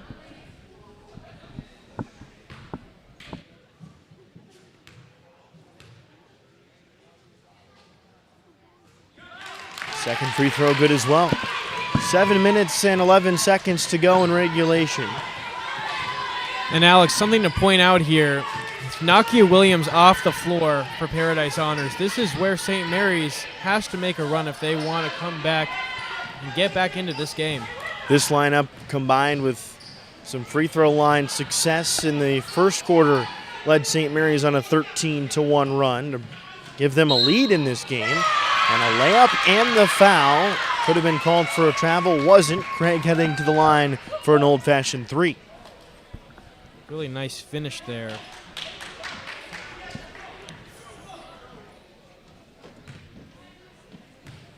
From number 10, Jamie Craig. Just kind of throwing it up good. there. Completes the three-point play. Lead back to 15 for Paradise Honors. Working that offense is St. Mary's with 6:30 to go. Almost traveled. Late whistles finally called. You can see the Rock Canyon boys team on your screen there. Just arrived inside Boole Gymnasium. Got to be fun to travel with them if you're one of those players. Of course, get to come down to Arizona, a little bit warmer weather for 3 days. And also we'll get St. Mary's will get a taste of that as well, though, with trips to San Diego coming up. Baseline drive, kick back out, and then trips to Atlanta and New Orleans coming up for the St. Mary's boys program. That one just chucked up there, brought back down, and scrubbed for the rebound, and we're going to get a jump ball. Reyes, if she struggled with anything today, it's catching the ball on the first time it comes down to her with two hands. It's true, and the feel of the game really comes with you as a freshman over time. Just her 5th game this season, her 5th ever varsity game, really. Active there, keeping the play alive for St. Mary's. Under 6 to go now. 15-point game. Into the post for Reyes. Off the backboard, lays it in. Shows what she can do on the block. She spent quite some time away from the basket, settled back down in, and there's some success. Back to 13. Sandusky, corner 3. That one's long. Reyes didn't box out there. Craig into the lane, fadeaway jumper off the backboard, and Sandusky got the miss, but couldn't hit. St. Mary's turns over the basketball, but it's stepped out of bounds. Well, we got a whistle, and no one's pointing to where the basketball is going to go, and I believe St. Mary's has called a full timeout before it went out of bounds. So 5:17 left, 13-point game. This one not fully decided yet, but trending in the direction towards Paradise Honors. Let's get into more of this boys' game between St. Mary's and Rock Canyon. You mentioned a little bit of Rock Canyon, their success last year. Styles brought up their game last night. What have you been able to see from the Rock Canyon Jaguars so far this season, Chris? Well, yeah, from what I've seen, and it's not much. So this is a really light scouting report for me, but just some nice team basketball. They seem to have shooters on the squad. Their top 2 players seem to be Gavin Hirschberger and Aiden Peck. That's just what I gathered on Instagram. They had a couple scouting reports listed on them. Not necessarily Division I recruits, Alex, but definitely impactful players, and they seem to be a team-oriented offense. Like I said, they move the ball around, they look for the open shot, and they're not afraid to shoot the 3, like Styles said. Got a little bit of size. You mentioned Aiden Peck. He's 6'7". Chris Schleisinger, he's 6'6". Ben Rao is 6'6" as well, but everybody else 6'5" or smaller. And St. Mary's, of course, you have the size of Jeremiah Cherry at 6'10", Garrison Phelps at 6'6". He's very athletic. And then Seydou Tambora at 6'7". Back to the girls' game, 5:09 to go. Going up and drawing a foul for St. Mary's is Alyssa Estrada. Back to the line for her. And we'll reiterate this pre-game, Alex, but if you're the Knights, you have to use that height to your advantage. And Jeremiah Cherry being 6'10", and he's got some weight on him as well, and he's got to use that in the post to his advantage. get a nice seal on the inside and then go up strong with the ball. And also use the fact that Rock Canyon could possibly be a little tired after playing a very close game yesterday. How about this, Alex? Nakia Williams, coming out of that timeout, still has not entered the game in the fourth quarter. And it's just an 11-point deficit for St. Mary's, a chance to bring it to single digits if you can get a stop and a score under 5 minutes to go. 4:50 to go here as that one swatted away. Good defense as Van Dyke couldn't hit. St. Mary's brings it up the floor. Good ball handling there. Now looking for a three, get it to the big. Reyes off the backboard short, gets her own miss, goes through the contact, gets fouled, but can't make the basket. Seeing a lot from her away from the basket. Maybe like to see her get a little closer to the rim, either drawing contact or making layups. Yeah, we talked about it in the first half. The Knights try to get Alondra Reyes the ball at the top of the key, the top of the post, and then she turns and makes a read. But, it might be beneficial to try to use her as they did Francesca Drapeau in the sense posting up on the block, then making a read. We haven't seen Alondra shoot too many jump shots per se, but she makes a move into the paint a number of times. Home run pass as the deficit has been cut to 10, 43-33. Reyes with a steal, a chance to get a layup. Wide open, 8-point deficit now for St. Mary's. They pick up full court. Williams back into the game. And they call out of bounds on Williams. Whistle was blown, a delay for the call as one of the referees collided with the bench. So St. Mary's with the basketball down by 8. Chance to cut even more into that with 4:24 to go. But with Nakia Williams back in the game here, you have to watch out for number 1 on defense. She reads the ball very well and anticipates some of these passes. St. Mary's looking to get it into Reyes. They do through the contact, no foul, but she cuts the deficit to 6. St. Mary's back to full court. What a comeback this would be, and a timeout called by Paradise Honors. And right there, it looked like St. Mary's made the adjustment. Nakia Williams was calling for the ball, but I believe it was number 22 on St. Mary's. Vanessa Barrios was all up on her, face guarding her. The second St. Mary's saw the ball go through the basket, and that's exactly what they have to do. They do not allow Nakia Williams to get the ball. And again, it's a big run for St. Mary's. Much of that with Nakia Williams on the bench. She came in very briefly, just enough time to get that one turnover. But now Paradise Honors calls that timeout. You expect them to be a little more sound with the basketball, but also set up that full court press on any make. How does St. Mary's break that and cut into this deficit even further, just down by 6? Well, they're going to have to break it through the play of their point guard as well, Cynthia Tewksbury. Well, with 4 minutes and 11 seconds left, Alex, there's actually still plenty of time left in this game. And I'm interested to see if St. Mary's brings out the full court press coming out of this timeout, as Paradise Honors will be the ones inbounding the ball.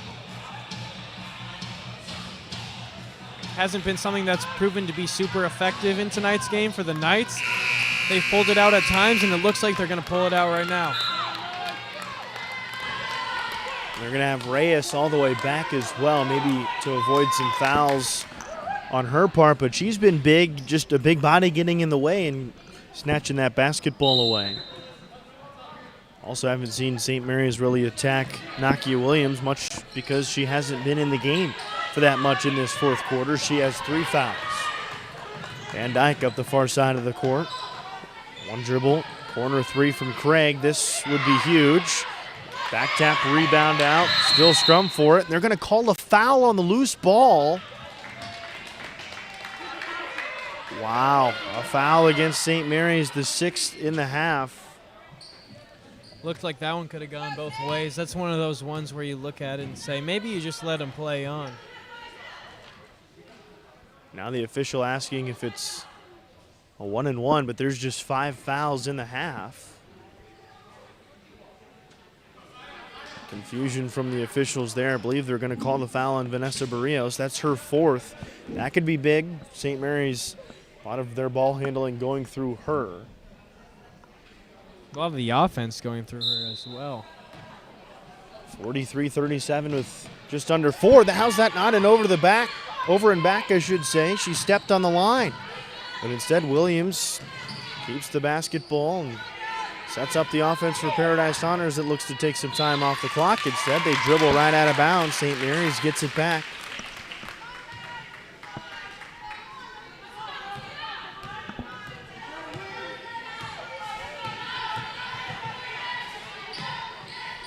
Picked up the dribble, looking for an entry pass. Get it in, turnaround jumper, way long. Offensive rebound for St. Mary's. Floater in the lane, and one! A chance to cut the game to one possession, 43-39. The offensive rebound and putback from Alyssa Estrada. And that was a hard-fought rebound, a hard-fought putback, and got to commend the effort there, especially from the Knights just in general as a team coming back from, what was it, down 15, 17 points? 17 at one point. It was 40-23 not too long ago. And that one's in. It's a 17-3 run, 43-40. St. Mary's down by one possession with 3:25 to go in regulation. Nakia Williams with the basketball. Crowd starting to get into this one a little bit. Drive and kick. No open lane, no open look at the basket. And they're going to call a foul against Reyes. Just hugged Williams. And that's the 6th foul against St. Mary's. And the 3rd against Reyes on the game. Not necessarily in foul trouble with just 3 minutes to go, but have to keep an eye on that. Paradise Honors will also be shooting free throws the rest of the way.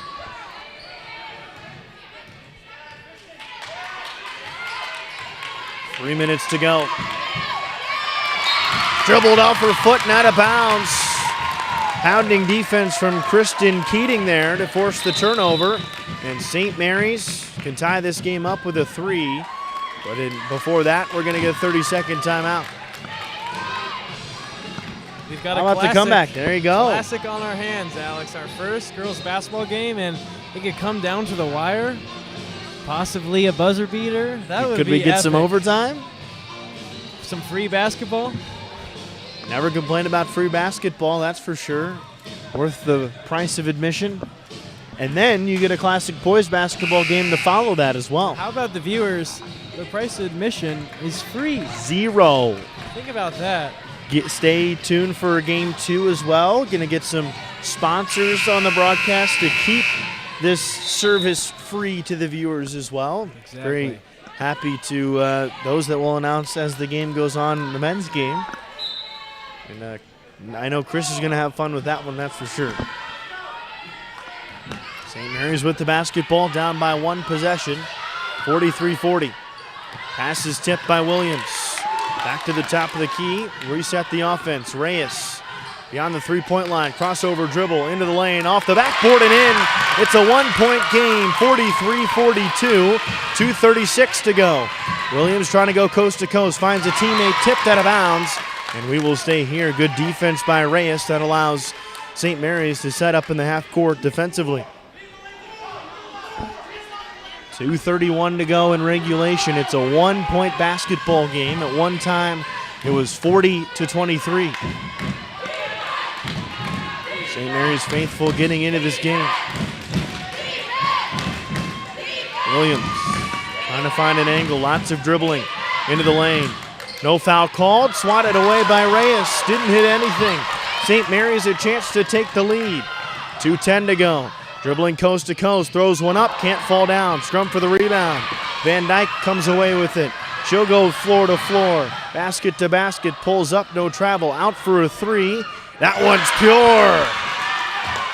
Sandusky for 3, makes it a 4-point game.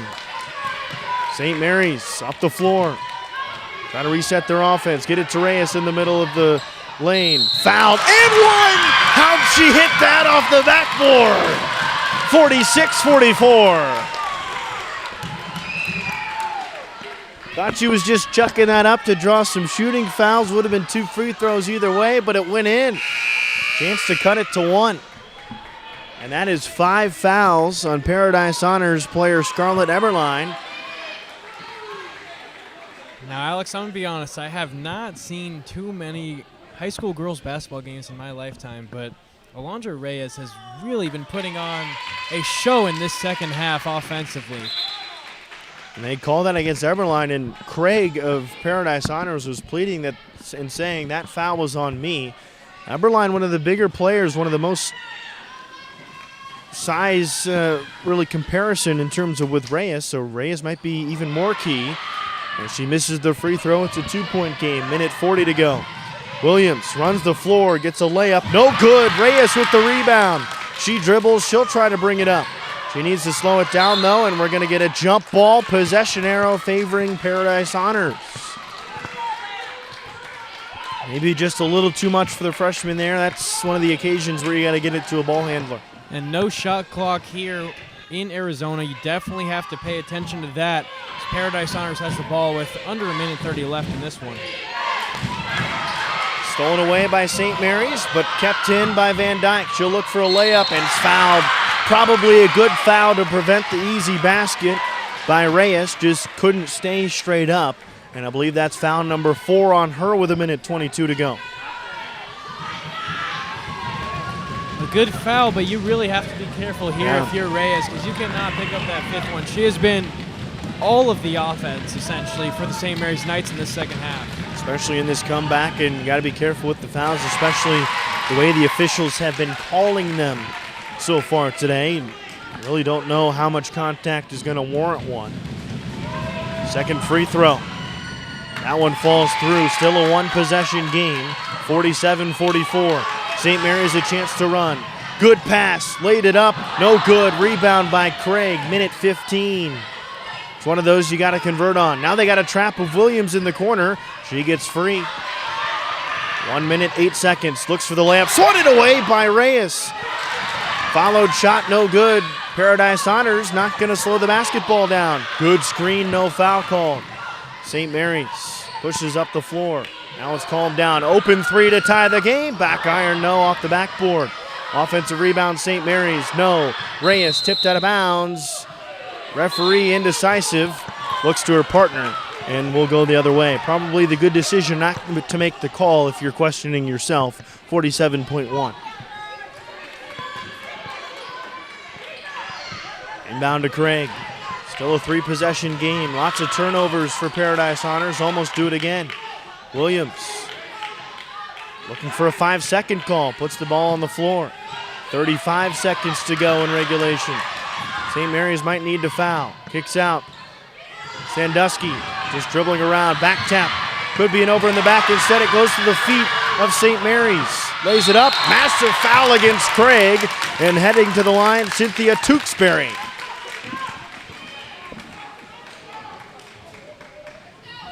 No one else to go to if you're really the Knights, Alex.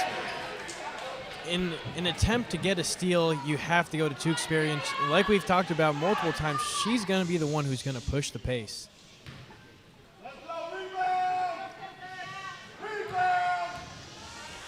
Two shots, 4th foul against Craig. Still a 3-point game. First free throw, nothing but net. 47-45.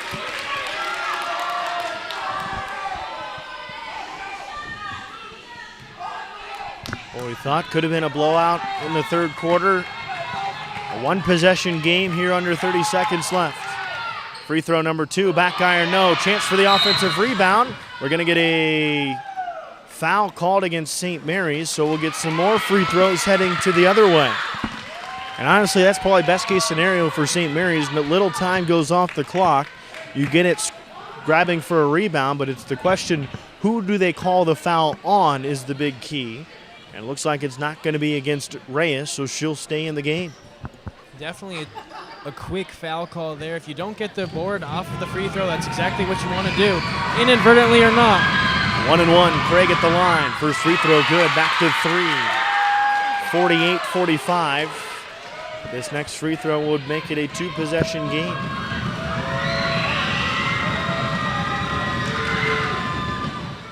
No good, rebound to Reyes. Looks for an outlet. Driving up the floor is St. Mary's. Tewksbury back tapped away, almost stepped out of bounds. And they will call it. Good call there by the official as Williams stepped out with 14.6 3-point game. St. Mary's going to call a timeout. Possibly, timing-wise, do you have to draw up a shot for a 3, or can you get a quick 2?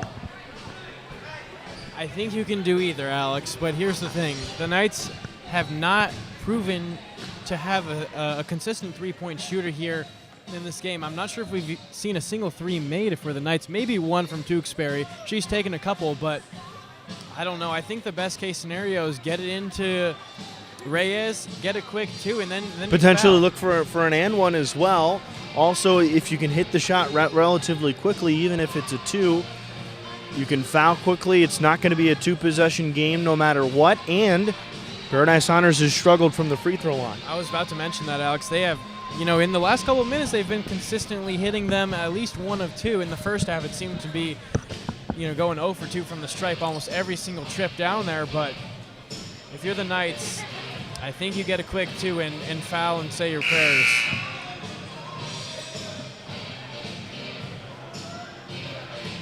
.45, 14.6 seconds to go in regulation of this one. 10 fouls for Paradise Honors, 8 for St. Mary's, so that's important because they'll have 1 more foul for the 1-and-1. So a chance to go for the quick 2 here. It'll be an inbound underneath the basket. St. Mary's setting up in a even alignment for a cross. Basketball has been handed. They get an inbound. Tewksbury for 3 in the tie. Long range, no. Offensive rebound. Now you have to get a 3. 9 seconds to shoot. Another corner 3. That one, backboard, no. Fight for the rebound is going to be grabbed by Paradise Honors. You have to foul, and that's going to be the game. Have to love the comeback, have to love the fight for St. Mary's, but it falls just short. Yeah, you do have to love the comeback, Alex. The Knights showed that they would not give up on that game. They really came back down 17. They fought as hard as they could and made their free throws. And what a performance from Alondra Reyes. I'd love to see how many points she had in tonight's game because, man, she really captained that comeback for the Knights. Of course, she's just a freshman. She'll be here for 3 more years, and the rest of this entire season, she can only get better. A great showing from her, really good showing all around, especially to keep your team in it. Just lost by 3 there against a very good Paradise Honors team. We'll take a break. Be back again. Scheduled start time for this next St. Mary's boys basketball game is scheduled for 7 o'clock. We'll keep you updated as to how that is going to come along as it's 6:37 local time. But Rock Canyon is taking the floor for warm-ups. We'll be back. We'll give you a little bit of a pregame show, but until then, we'll take a quick break right here on We Are SM Hoops YouTube Live.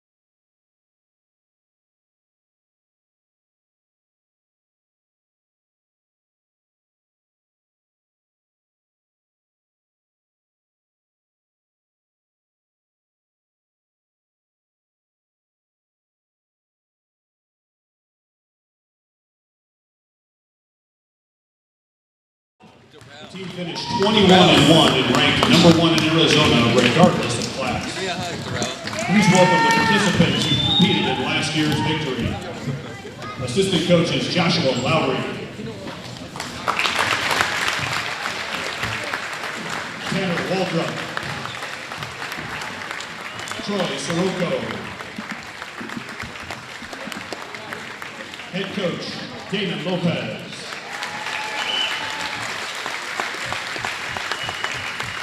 and the players Styles Phipps, Sadhu Tambora, Jacob Estrella, Brune Ducore, Jeremiah Cherry, and Garrison Phelps.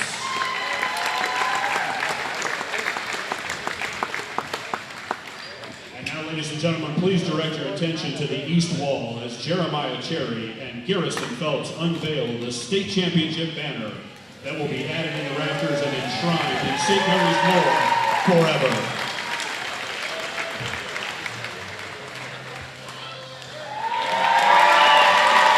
Ladies and gentlemen, congratulations to the St. Mary's basketball and the St. Mary's community for a historic and victorious season. Congratulations, gentlemen.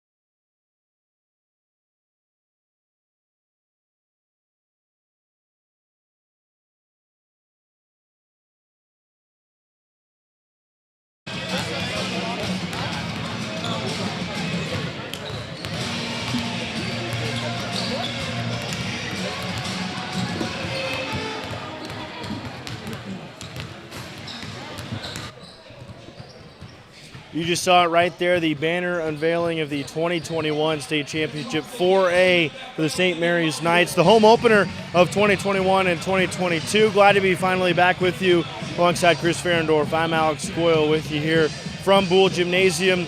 Chris, it's a good atmosphere here today. You saw on your home screens the banner unveiling, but we got Rock Canyon from Colorado coming all the way into town. Should be a good game. Yeah, an electric first game versus Rock Canyon. Last year they made it to the Elite Eight in the Colorado State playoffs. They lost 66-55 to Rangeview, but they're always competing for the Colorado State Championship.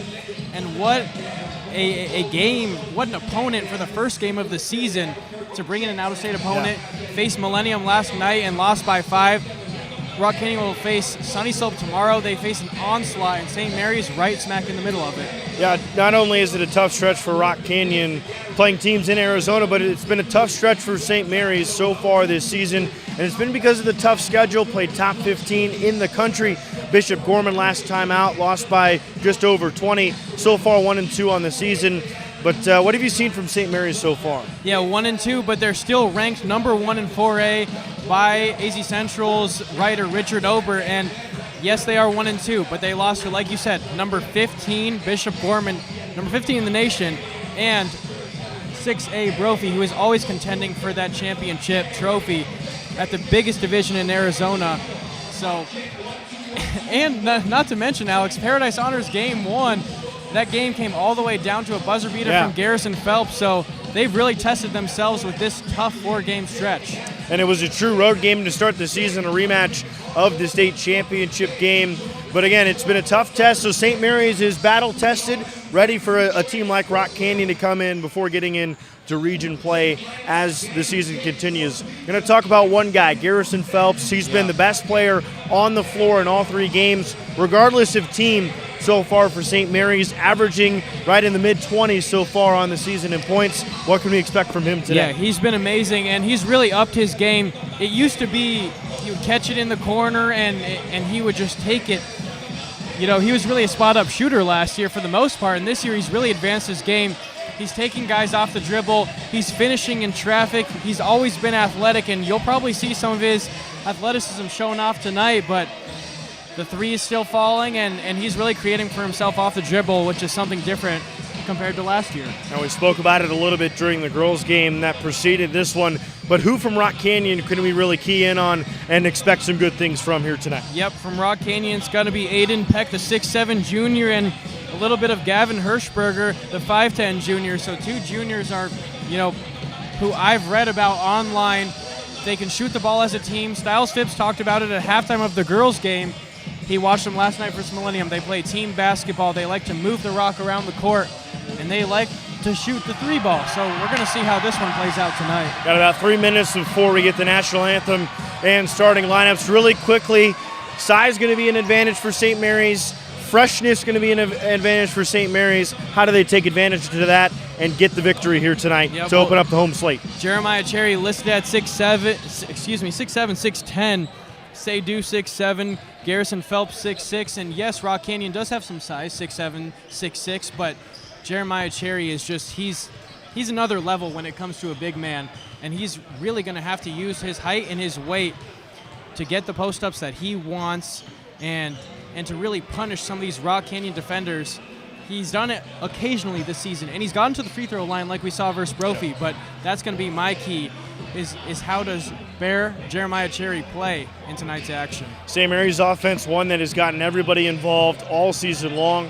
4 scorers in double digits, Seydu Tambora, Styles Phipps, Garrison Phelps, and Jeremiah Cherry against Bishop Gorman. Expect more of the same here tonight. Got about 2 minutes for national anthem, and starting lineups are named, and then we'll get underway on the 2021-2022 home slate for the St. Mary's basketball season. Be back in a moment.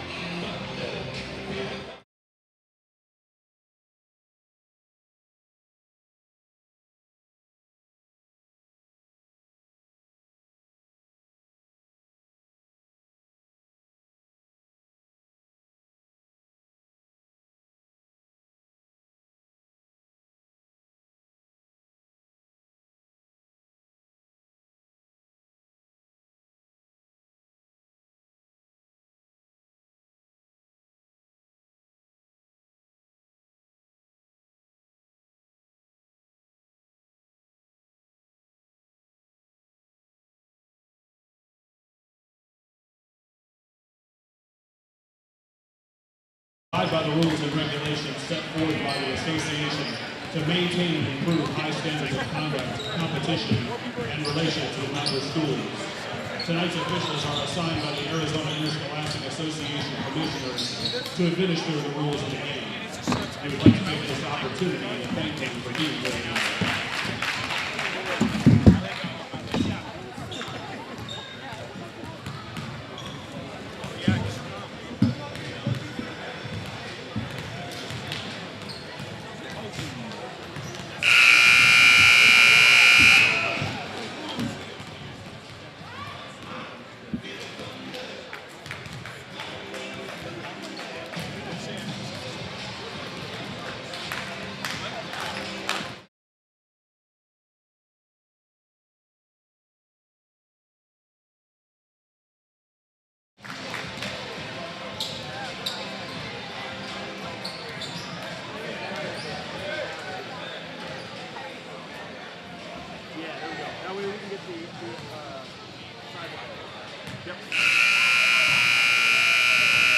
Welcome, ladies and gentlemen, to tonight's matchup between the Rock Canyon Jaguars and your St. Mary's Knights. In just a few minutes, we'll have the starting lineup, but at this time, we ask that you please stand and please remove your caps for the invocation and our national anthem.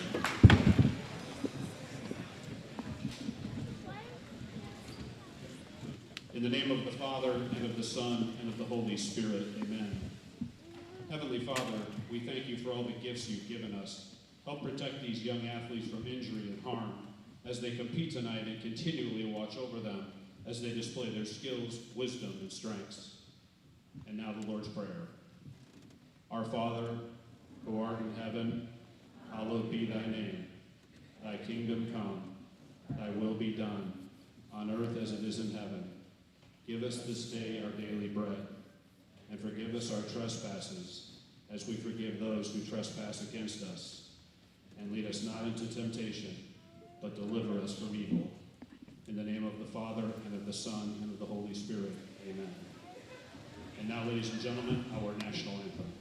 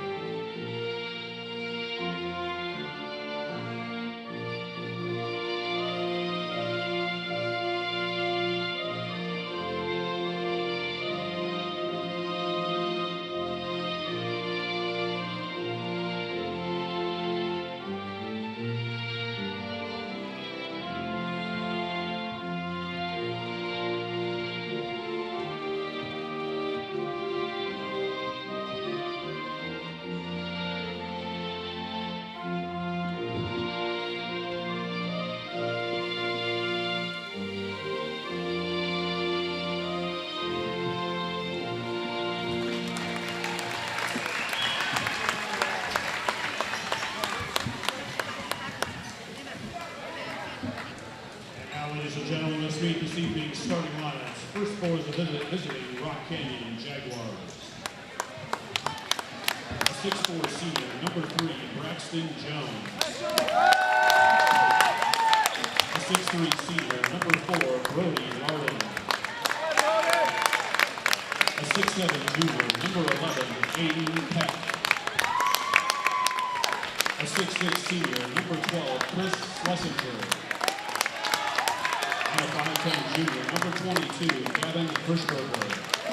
Coach for the Jaguars is Ken Graham, and his assistants, Nick Manning, Wes Chapman, and Murray Margaret Finch.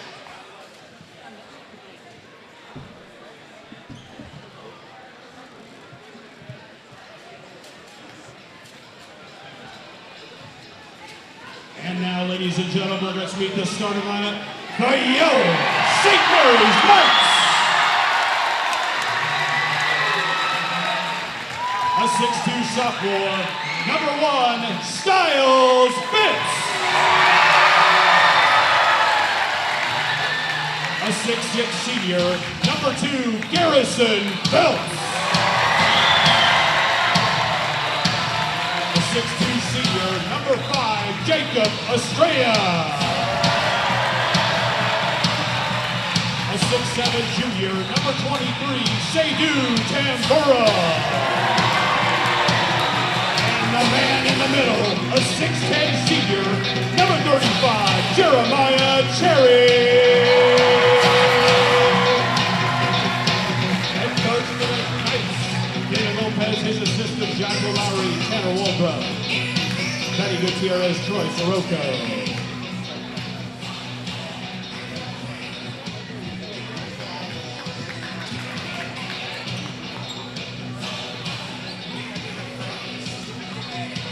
Just about underway from Boole Gymnasium here in downtown Phoenix, the campus of St. Mary's High School, alongside Chris Ferendorf. I'm Alex Coyle once again, just about underway to tip off this home schedule for the 2021-2022 season for the 1-2 St. Mary's Knights, taking on the Denver, Colorado School of Rock Canyon. Seydou Tambura going to do the jump against Braxton Jones, the 6'4" senior for the Rock Canyon Jaguars, wearing black. Ball is tipped and we're underway. St. Mary's with the basketball. Styles Phipps will set things up to get us going. Tambura on the right wing. Cherry, good ball movement here early. Back cut for Tambura. Fouled. Nope, he traveled. He went the other way. Nice play there from the Knights, though, from the get-go. Couple back screens, couple handoffs, and Seydou Tambura found himself open if he could just catch the ball off that first glance. I mentioned the Knights are going to have advantages in athleticism and freshness.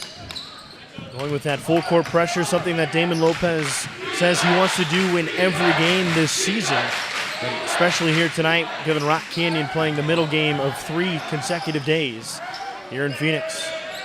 Wing 3 for Rock Canyon. That one's buried. Brody Reardon gets the scoring started. It's 3-0 Jaguars. And Styles Phipps gave us the inside look. He saw them play yesterday versus Millennium. That's St. Mary's point guard number 1. And he immediately turned over. Shoot the 3.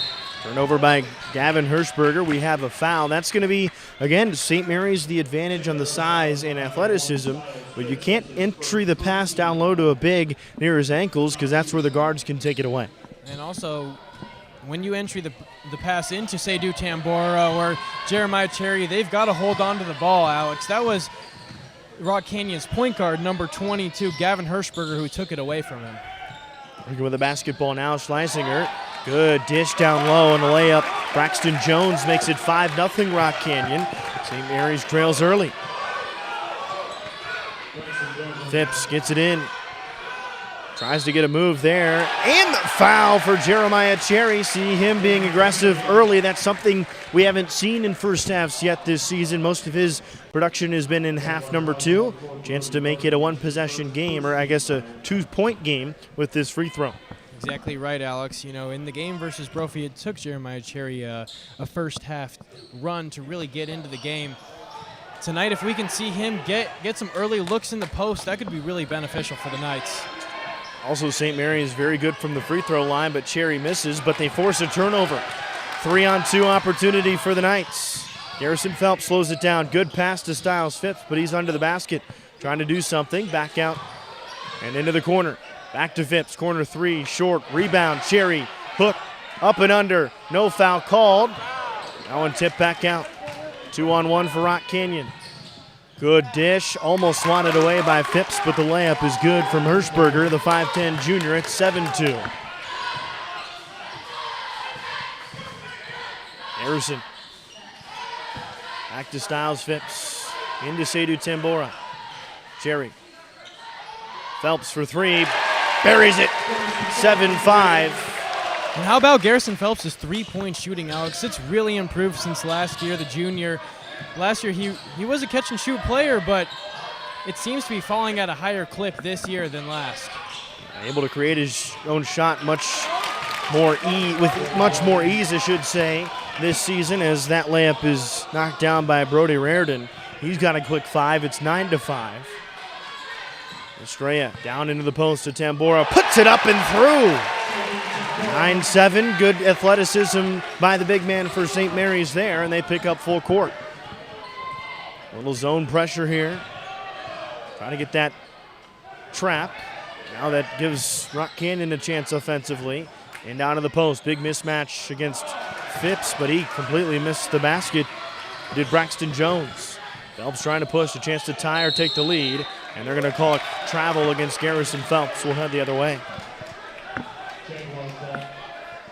Phelps just didn't seem to know what he wanted to do with the ball there on that possession.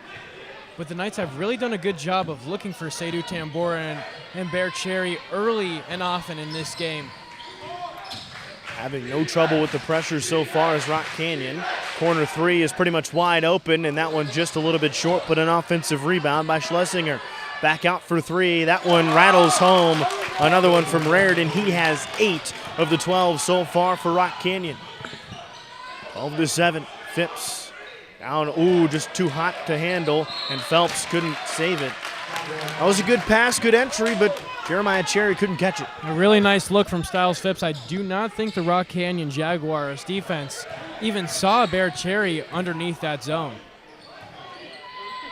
Berger brings it across, back to Raritan, the 6'3 senior. It's direction from head coach Kent Grams, and they'll reset their offense with 4:03 here in the first quarter. Working on Garrison Phelps is Schlesinger into the post. Good pass. That one tipped away, and they're going to call Braxton Jones, the 6'4 senior, call him with a travel. A couple travels here from each team, which is kind of surprising to see. The St. Mary's Knights don't tend to travel too often. Garrison Phelps called for one early, but we'll see if that is a trend that continues in tonight's action. Ball movement has been consistent on the offensive end. Good behind the back move, tries to dish, maybe a little too much, but Cherry stays with it, lays it up and in with the reverse, and it's 12-9. And that's something he's got to do. He cannot give up on plays, Alex. If he doesn't catch it off the first entry pass, Jeremiah Cherry's got to keep fighting on the play, getting rebounds and putting it straight back up. Schlesinger drives with his left off his foot. St. Mary's creates a turnover. First substitutions for Rock Canyon. Keep an eye on those because, again, the fresh legs for St. Mary's. Rock Canyon played very tough Millennium opponent last night. Phipps, one dribble pull up inside the three-point line, just short. Follow couldn't grab it from Seydou Tambora. Rock Canyon with a 3-point lead, under 3 to go in the first quarter. Drives baseline, good dish, but nobody was ready for it. Back out, good ball movement, look for a corner three, good defense by Phipps. After reset, Jones now in the post. Turnaround hook, that one's good. He's pumped up, and it's 14-9. St. Mary's quickly up the floor. Entry pass. Look at Cherry being tough with the basketball, but he gets it rejected back into him. And the Rock Canyon faithful getting into it here right in front of us, Chris. And here's the thing, Alex. Jeremiah Cherry gets blocked or gets stolen from him once or twice. I talked about it just on that last possession. Cannot give up on the game, cannot give up on the play. Wide open baseline jumper, just a little bit long. Rebound goes to Styles Phipps, and they'll try to run. Tambora into the lane. Phelps wide open for three. Instead, he elects to drive. Little floater, no good. Gets his own miss. Another floater. Back iron, can't fall down. St. Mary's just not hitting their open looks. Down into the corner. Worked out of there by Mac Terry. Jones, floater in the lane. Good entry pass, deflected right back to him. But Estrella with the basketball. Phipps, Euro step, gets that one swatted back to him. They call a jump ball. It was late with the whistle. But Rock Canyon will regain possession. All right, a couple of Rock Canyon Jaguars, Alex, who made the trip here. Not getting into it, but a little bit of playful banter back and forth with some of the St. Mary's fans around us. They have the bragging rights currently with a 5-point lead. Is Kenny White going to check in for Jacob Estrella, first substitution for St. Mary's. Guy that has played much bigger minutes than maybe some people thought heading into the season, but he's been very solid, the sixth man for the Knights. There's a wing three. That one can't fall down for Mac Terry. Phelps tries to push, and that pass is intercepted. Rock Canyon covering ground quickly. Into the post to Jones, working on Tambora. Gets him to jump out of position, comes down, gets fouled. But he can't make the basket, so he'll go to the line for 2. And that's number 3, Braxton Jones, the 6'4 senior. Rock Canyon's been looking for him often in the post. He's really establishing some position here against the St. Mary's Bigs, who have 4 and 6 inches on him, Alex. Really impressive. First free throw is good, and now Aaron Estrada, one of the new faces to the St. Mary's roster, the 6'3 sophomore, replaces Seydou Tambora.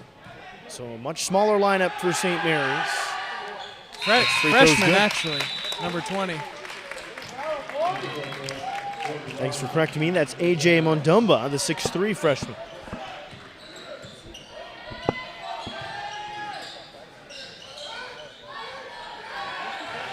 Styles Phipps looking for the lob. Instead it hit rim, gets his own miss. Another little floater in the lane, and he can't hit. He really struggled in that game against Bishop Gorman, going 3 of 16 from the floor. Rock Canyon looking for an open look from 3. Good contest from Garrison. And a long, showing his length rebound, Jeremiah Cherry. In and out dribble, Phipps. Reverse layup's good.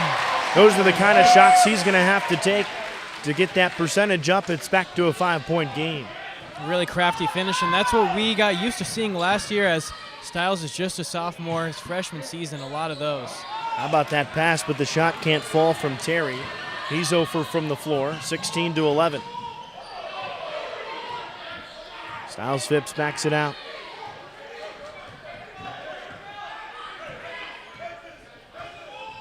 Ten seconds to go in the quarter.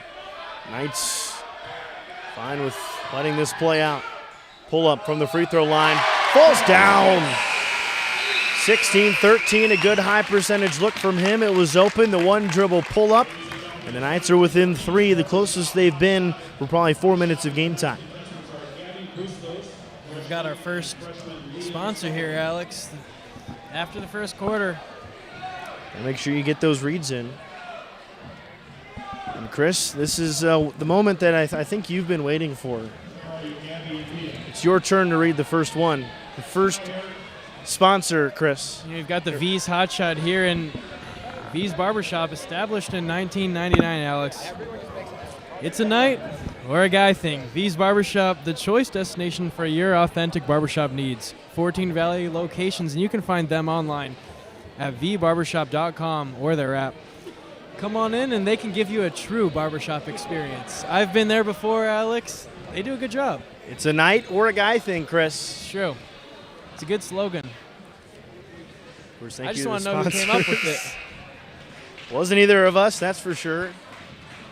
Or else we would have had those off the top of our heads instead of having to find the papers. But if you'd like to sponsor, reach out to Coach Lopez, Chris, or myself, and maybe we'll fit you in. So St. Mary's trails by 3. Quickly, didn't get to your first quarter takeaways because of the sponsorship Sure, it happens this year. Engagements, but what'd you think? You know, I thought it was a nice finish from Styles Phipps to get him going. If he can hit those jump shots, then the Knights are looking nice. But so he gets a corner 3 to try to tie the game off the backboard. Gets his own miss. Good pass to Cherry, and it's a 1-point game. You know, he never quits. He always finds, no matter how much he misses, to get that rebound. Second chance points are going to be a big factor here, Alex. As Gavin Hirschberger throws it away, Styles Phipps the one defending him as well. But second chance points for the Knights. If they can continue to hit the glass hard, and that's part of where the energy comes in. Exactly. From last night. And a tip pass. Nice job by Garrison Phelps to stay with it as the ball was tipped, so no backcourt violation.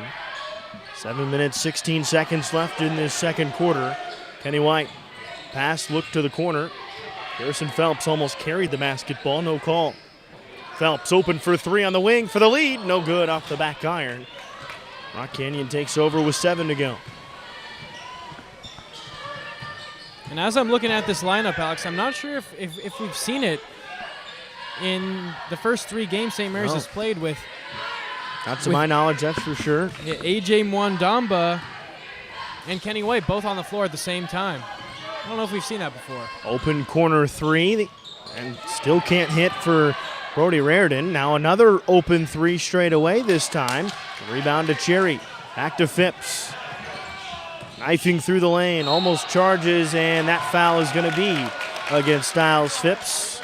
The sophomore point guard, offensive foul, and now we're going to get yet another substitution. Reaching further into that bench is P.J. Lewis. Going to check in. 6'2 junior Alex, he's going to replace the freshman, but P.J. Lewis, he can shoot the ball, and we're going to see him maybe replace A.J. He'll give you some defense, and you can look to him in the corner, and he's not going to be afraid to take a shot. That's the second foul against Styles Phipps, so keep an eye on that. With just under 6.5 to go just this second quarter. Lots of open looks for Rock Canyon, and an open layup there's easy for Chris Schlesinger, the 6'6 senior, makes it 18-15. Into the post for Cherry. He's been a different guy tonight. Another sky hook, a lot more aggressive in the first halves against Brophy and Bishop Gorman. Brings it back to a 1-point game. I mean, seriously, what a showing from Jeremiah Cherry tonight. Open 3. Contest from Cherry. That one no good. St. Mary's would love to let Rock Canyon just chuck from 3.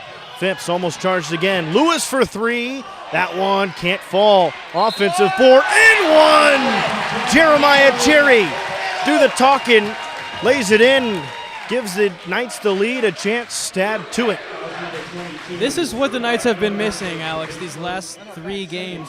You know, we mentioned they come into this game 1 and 2, but they've probably arguably had the toughest schedule in the state of Arizona.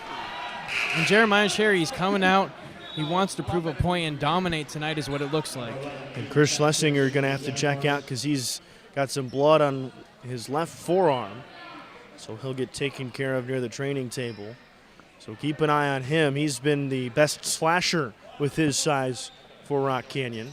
Free throw no good. Jeremiah Cherry 0 for from the free throw line, but the Knights with their lead 19-18. Trying to get that defense set. Back to Raridan. Into Jones, working against P.J. Lewis, the size advantage. Almost traveled with the basketball. Good defense from P.J. Lewis, and he gets fouled after the rebound. Fouled by Brody Raridan. How about that defensive stop, Alex? A little bit of a mismatch there. Number 3, Braxton Jones has really been punishing some of the St. Mary's bigs on these post-ups, but he gets it in, the mismatch on P.J. Lewis, and he says, not today. He'll even get the offense or the defensive rebound. First time we've really seen P.J. Lewis in some big-time minutes. So he's playing much better than maybe expected for his first big-time varsity action. And as I say, that turns the basketball over. And the layup is missed, and there he is to clean up the action with the rebound. Chance for a lob. Garrison Phelps. Just bad placement from Phipps. Rock Canyon, that is. Transition, open 3 from the wing. And they regain the lead. Buried by Aiden Peck, and he's a shooter that we mentioned in the pregame. 21-19, 4:45 to go. Styles Phipps' pregame analysis has proven to be true so far. Some team movement, some team basketball from the Jaguars, and then they'll shoot the 3, whether it's an away game or not. Now to a 2-3 zone for Rock Canyon. That leaves Phelps open for a 3. He can't hit. Maybe trying to keep the Knights out of that lane. We saw Bishop Gorman go to the 2-3 zone just a little bit in that matchup on Saturday at the Phoenix Suns Arena, the Footprint Center known as these days. It's a nice arena now. Very nice after the renovations, that's for sure, especially that we spent 7 hours there on Saturday for 4 high school games. Brody Raridan and the rest of the Rock Canyon Jaguar offense doing some work. Jones working on Tambora. Nice job, good help defense down low, but a foul against Garrison Phelps. Help defense from Kenny White. Forced Jones to pass to the big. And headed to the line is Aiden Peck.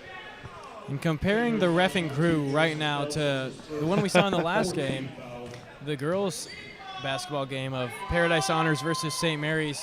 They're really letting them play, Alex. Which I much prefer, Yeah. I will say. This game is more fast-paced. We weren't in the bonus in the first quarter. You know, it's a little bit different here.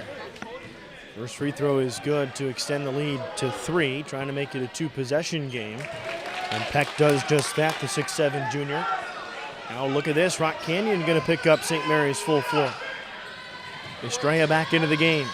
Floater in the lane, back iron, no. Tambora gets the miss. Styles Phipps, straightaway 3, and the foul! Knocks it down, that one's pure! Styles Phipps, he struggled that time from 3, Alex, but I'm telling you, when he gets it going, when he sees a couple layups fall, he's going to take these deep balls as well, and he'll hit them. Who said a 4-point lead is a 2-possession ball game? A chance to tie after this free throw. Not me. Styles Phipps does indeed tie it up with a 4-point play. St. Mary's picks up full court. That's the second foul as well on Gavin Hirschberger, one of the starters. Almost turned the basketball over there. It goes out of bounds.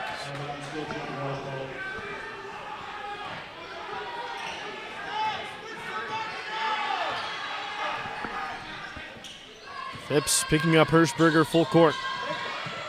Good contest there, causes the miss. Tambora, the defense. Harrison Phelps up the far side. Cross-court pass to Kenny White. Good catch, one dribble, pull up, and he hits it. St. Mary's largest lead of 2, 25-23.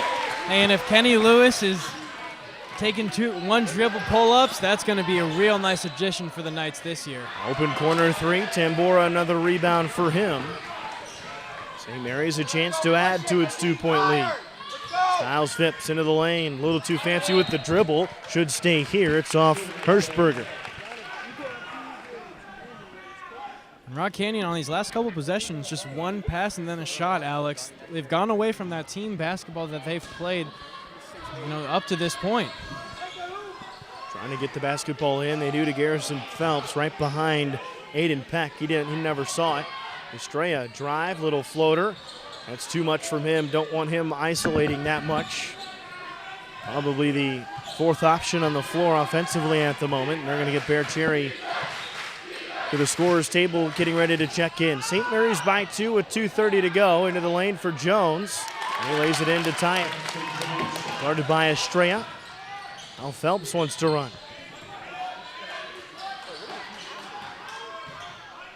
Phipps gets a screen from Tambora. Tries a 3.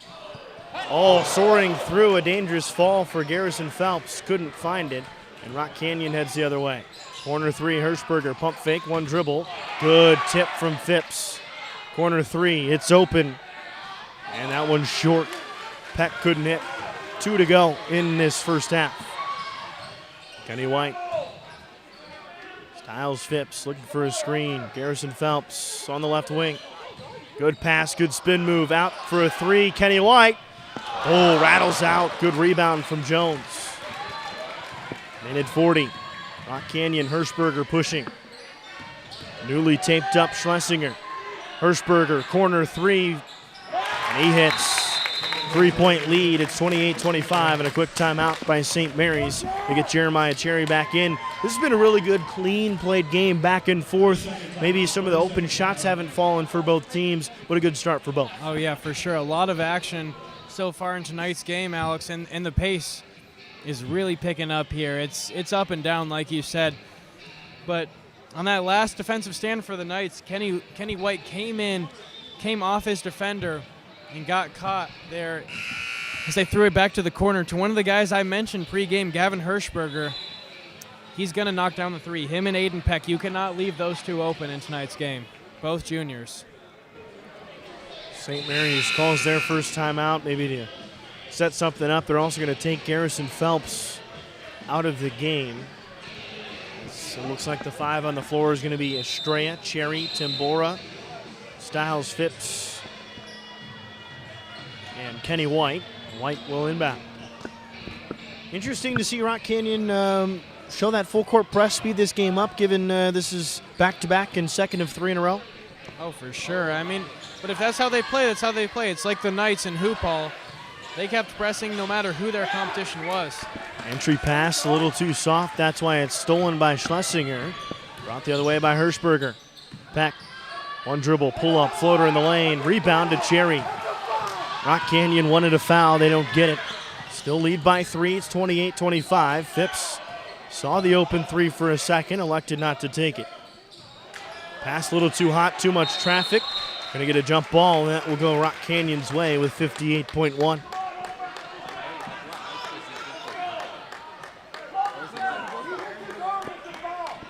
Maybe a little too aggressive with the basketball so far from Jacob Estrella. Yeah, he's been really looking to drive and create for himself. Something we haven't really seen in the first 3 games, Alex. Back cut, beautifully played. The lead balloons to 5 for the layup from Raritan. Also a good pass from Hirschberger. It's 30-25. White picks up his dribble.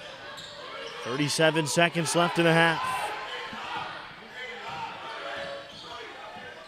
Phipps, good move, and he bottoms the shot. 30-27. Looks like we'll see Rock Canyon hold for the final shot with 20 seconds left in the half. St. Mary's will get the basketball to start the third quarter. 15 to shoot. Each team with fouls to give. Schlesinger working on Estrella. 6 seconds to shoot at the free throw line. Turns around, he's fouled, and he'll head to the line for 2. Just bumped him on the arm as he went up. 2.6 to go. And Chris Schlesinger, what a last name.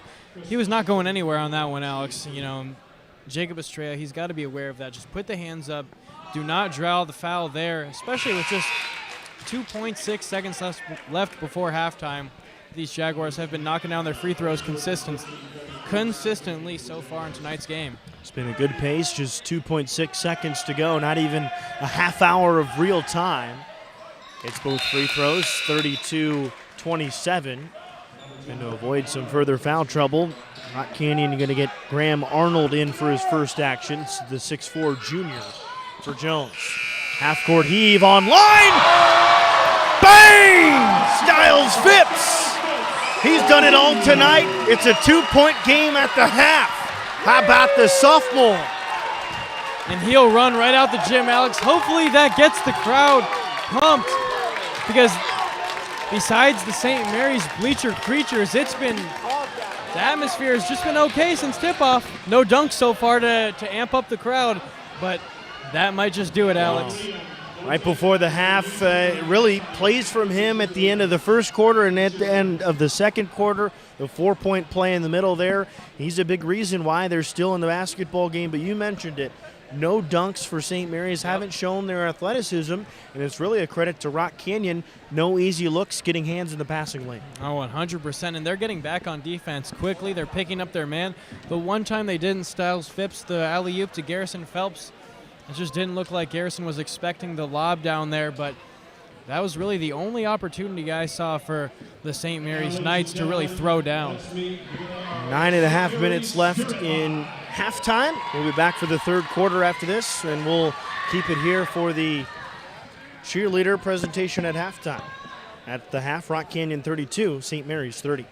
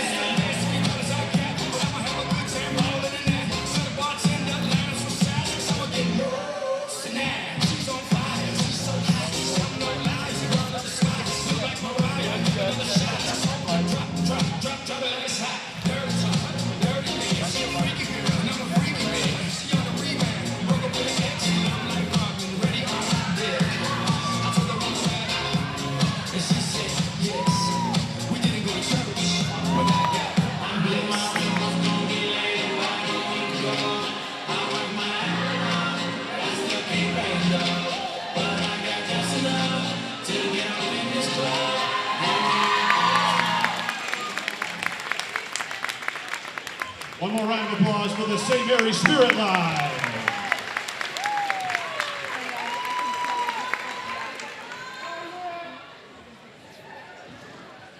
Okay, we're going to get into V's Barbershop Hot Shot right now. We didn't get a chance to do it in the first quarter. Gabby and Liam, I need you out here on the court.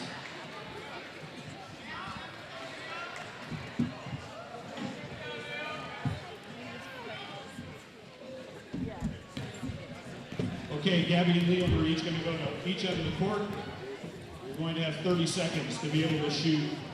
You're going to try and do a layup, a free throw, and a three-pointer in 30 seconds. Go to each end. Go to each end. Each one of you take a shot. Over here.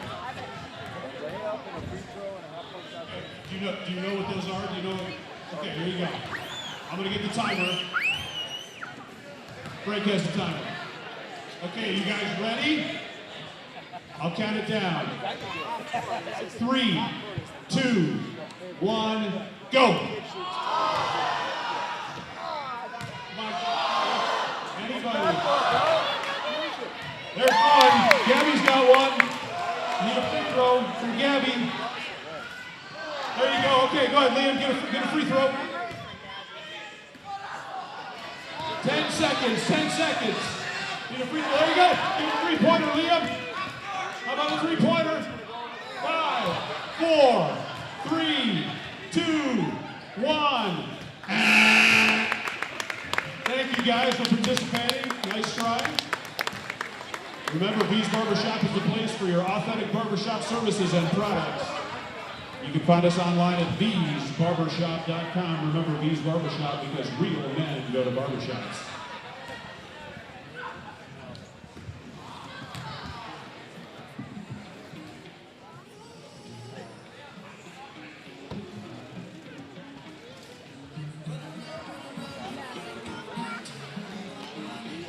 Watch the student section.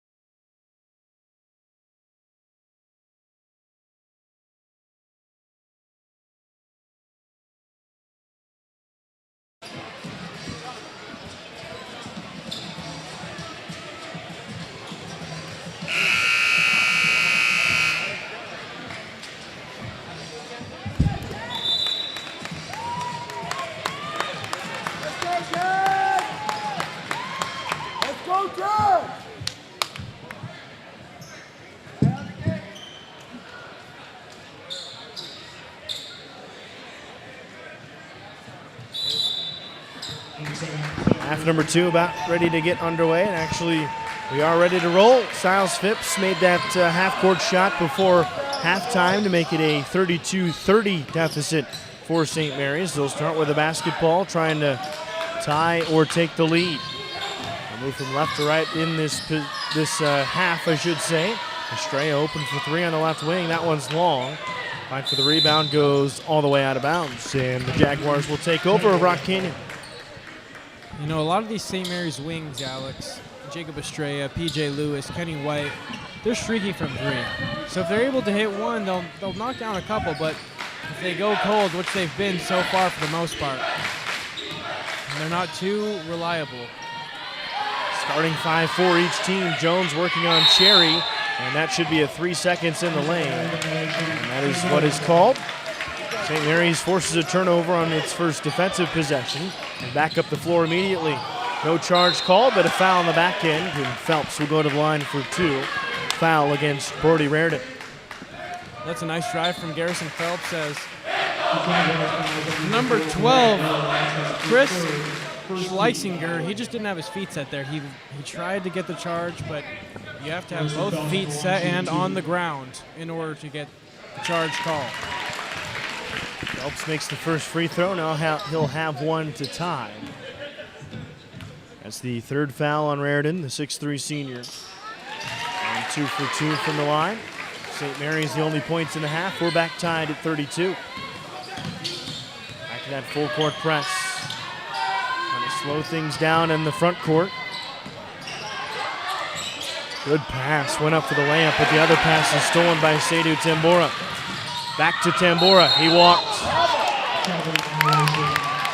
Phipps maybe should have gone up with that one. Yep, and just a one-on-one with Styles Phipps. We've seen his crafty finishes before. That's definitely something he can finish in the open court. Easily broken pressure. St. Mary's on the back end gets a tip off the arm of Cherry. Now another one to Seydou Tambora, lays it in on the reverse. And the Knights have the lead. First St. Mary's lead in a while, Alex, and if they can build on this one, we'll see how this game goes. Estrella almost runs over Raridan of Rock Canyon. Turnaround jumper for Jones in the lane. That's just not something that Rock Canyon wants in their offense, but they get the offensive rebound. Hirschberger back into Jones. Now he's got a size mismatch, working on Phipps. Good defense from Styles, but a better finish off the glass. Tied at 34. 6:07 left, pass deflected out of bounds off of Hirschberger. And that shot, that inside top of the post shot from number 3, letting him work Braxton Jones, that would be the 6'4 senior. That's something Rock Canyon really thrived with in that first half, was him creating his own shot for himself in the paint. Now Rock Canyon will bring in Mac Terry for Gavin Hirschberger. Bring on the sophomore for the junior. Get a little bit more size in that 2-3 zone. Styles Phipps trying to attack it. Open 3, pump fake from Estrella. One dribble pull up on the right wing. Battles around the rim. Good rebound from Jones, and Rock Canyon a chance to regain the lead.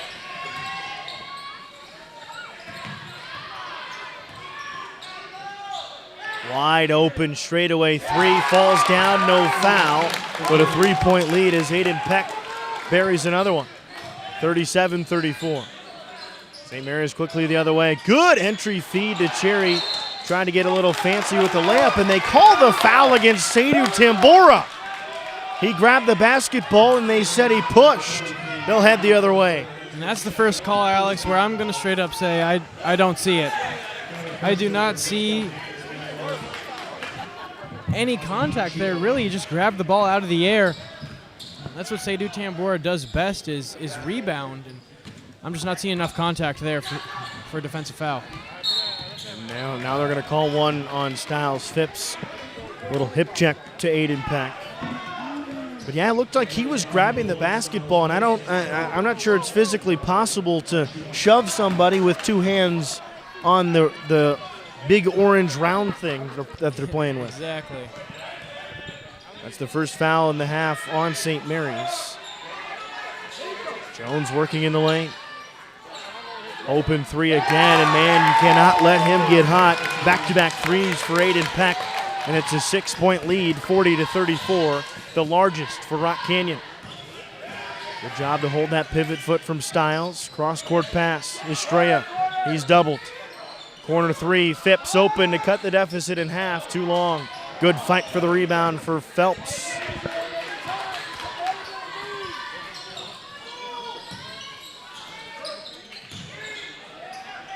Trying to get it into Cherry instead. Estrella just hoists a three. Good rebound from Seydu. No foul. Gets his miss and lays it in. 4-point deficit. But again, forcing the issue is Jacob Estrella, maybe a little too much. Rock Canyon breaks the press. In and out, they'll set things up with 4:15 to go in this third quarter. Three-point shot has worked for them so far. So is the turnaround jumper from Jones. It can't fall. And Phipps gets smacked in the face. And that might be the fourth foul against Hirschberger. That would be huge if it is, because he is definitely the primary ball handler for the Jaguars. Just his third.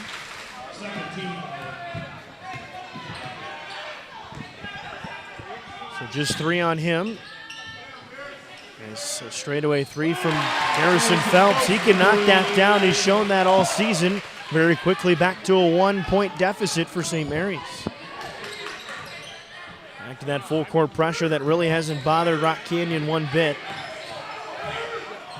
They slow it back down, get things working. 2 fouls for each team so far in this quarter. Hirschberger back into Jones, back out to Peck. Open three, buries it, nothing but nylon. 3 for 3, 3 straight for him. It's 43-39. I don't know how you lose him there, Alex, especially after the first two go down.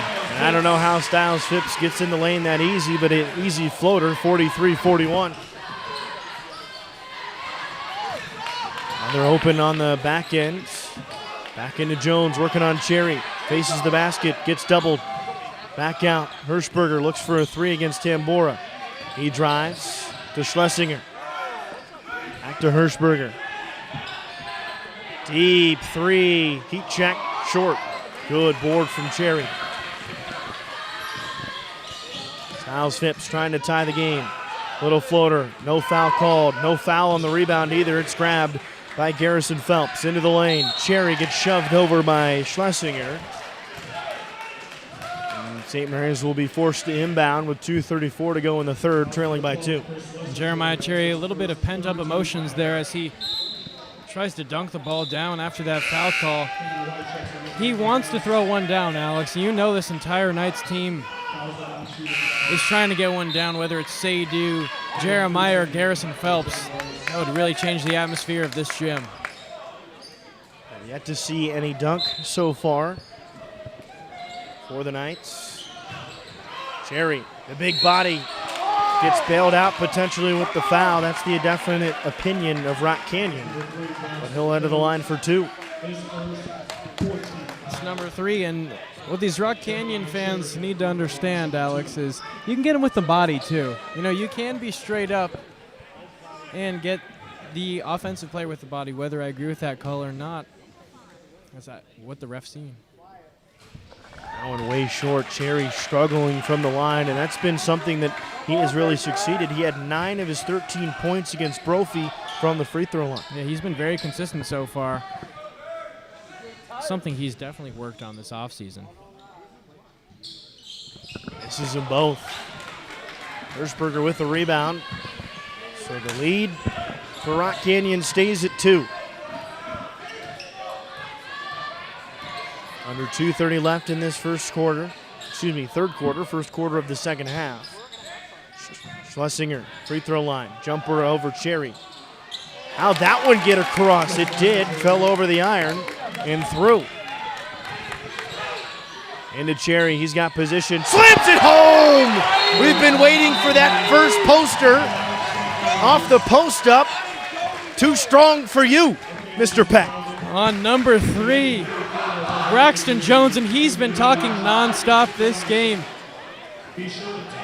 Somehow, it seems to be his first foul, which is kind of surprising considering how physical he plays. They didn't call the foul. There was a timeout called. Interesting. I thought they called foul then the timeout. 736. If you have that number. St. Mary's still trails by 2, but that's what was needed to maybe get this crowd involved. But the timeout, potentially a good one called by Rock Canyon to calm things down a bit. Oh, for sure.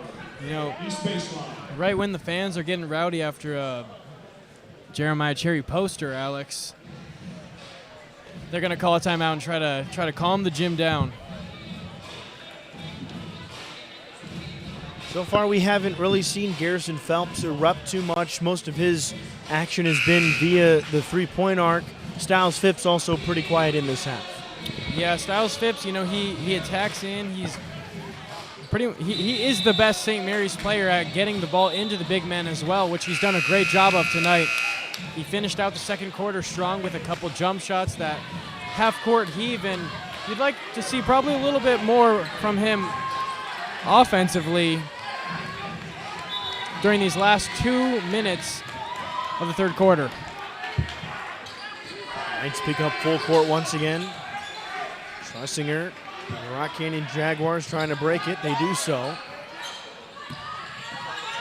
Early into the game, Kevin Fuchs. First time he's seen action today. He's on the right wing, guarded by Garrison Phelps, trying to find an entry pass to Jones. Tries to go big to big, but that one's stolen away. How about the effort by White? Good pass to Cherry. Couldn't dunk it home, but we're tied at 45. That play set up by the defense of Kenny White. They find Fuchs. Back out to Schlesinger. 1 minute, 10 seconds in this third. It's been a tremendous ball game so far. By far the most entertaining of the St. Mary's season, and they've played some close ones. Hirschberger on the left wing. Great defense by Tambora. Into Jones. Working on Cherry. And one! Cherry says no way, but Jones, you mentioned he's been talking all game, earns some words. Gets Rock Canyon the lead and an old-fashioned 3 chance with 53 seconds in the third. You know, an undersized big man there, Braxton Jones. Undersized compared to the size of St. Mary's at least. Jeremiah Cherry, 6'10", Braxton Jones, 6'4". That's just a strong move from Braxton Jones. Free throw no good, stays a 2-possession game, or 2-point game. 50 seconds left in the third. Into the corner, still in that 2-3 zone is Rock Canyon, and a blocking foul against Schlesinger.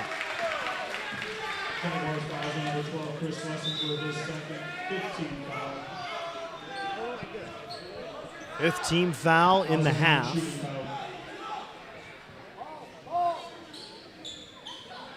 Second on Schlesinger, inbound to Cherry away from the basket. Hand off to Styles.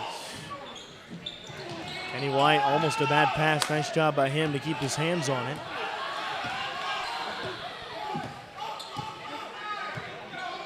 For some isolation for Styles Phipps. Back out to Phelps. 24 seconds. Could St. Mary's hold for the final shot of the quarter? They trail by 2. It's been all even in this third quarter. 2-point deficit coming in. 2-point deficit with 10 to go. Phipps waves them off. Cherry into the lane, and that is a charge. He put his head down and ran right into Schlesinger. Probably the easiest call for the refs all night. Second on him, fourth on the team. 5.4 left in the third. Pass almost intercepted. 2 seconds. Hirschberger got to get it off. Oh, almost banked it in. A little running 3. But a very even third quarter.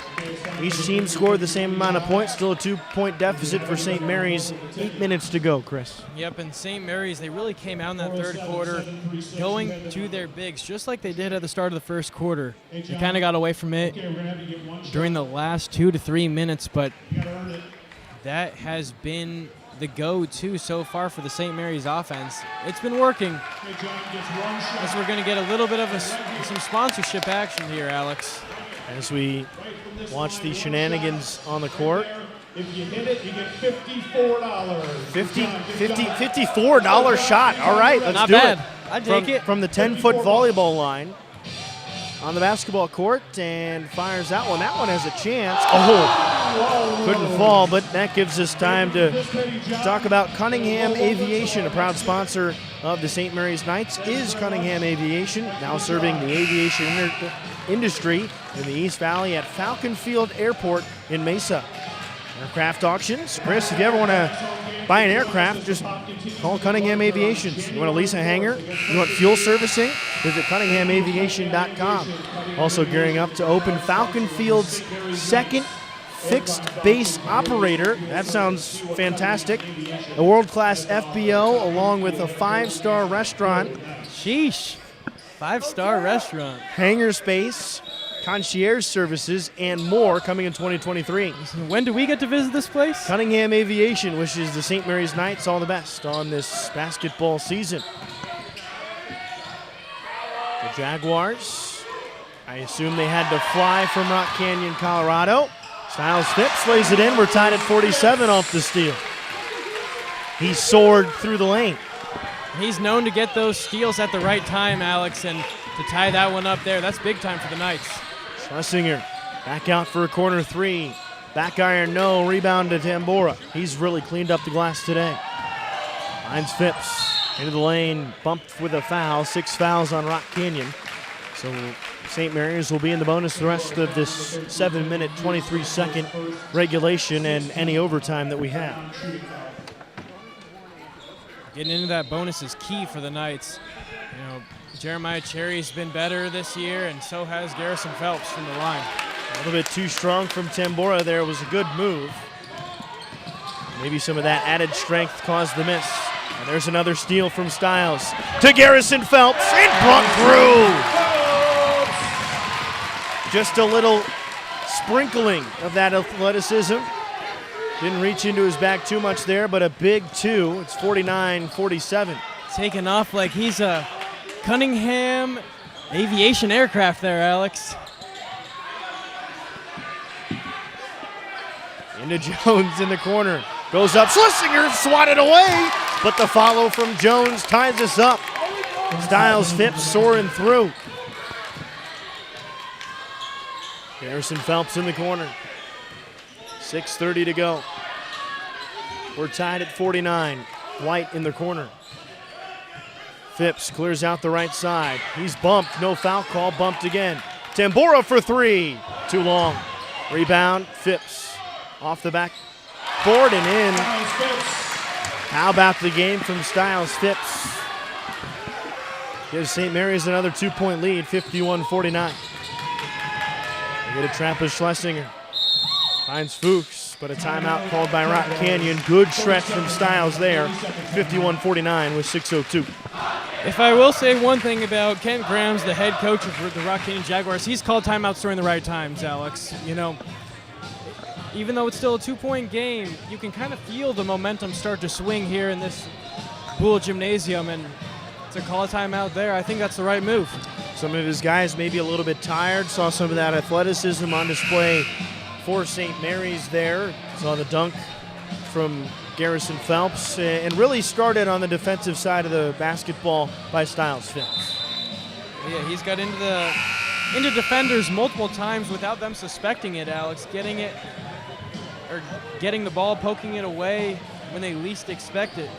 On one of them, he poked it away when Rock Canyon's point guard, Gavin Hirschberger, was talking to the coach, and you just got to be more aware than that to get it stolen that easily. In this game, it's going to come down to the last bucket possibly, Alex, so every point is needed here. St. Mary's hasn't led very often, but they lead now. I2, it's 51-49. Rock Canyon has been great from three all day, but Cherry, little tip on that one. Garrison Phelps leads the break, but caught that one too much under the basket. Phelps. 3 seconds. Phipps almost traveled. One dribble pull-up. Little short. Rebound, Tambora. Goes to the floor to grab it. Kicks it back out, resets the offense. Garrison Phelps on the right wing. Trying to clear that right side. And he gets some isolation. Instead, he flips it out of Tambora. Under the basket, does a pull-up. 2-possession lead for the Knights, their largest. It's 53-49.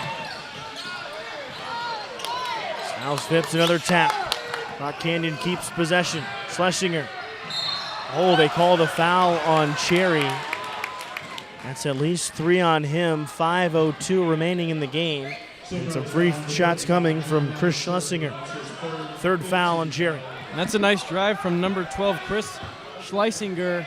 As we've said multiple times, him and Braxton Jones have really done a good job of getting inside, getting in the paint, and drawing these fouls.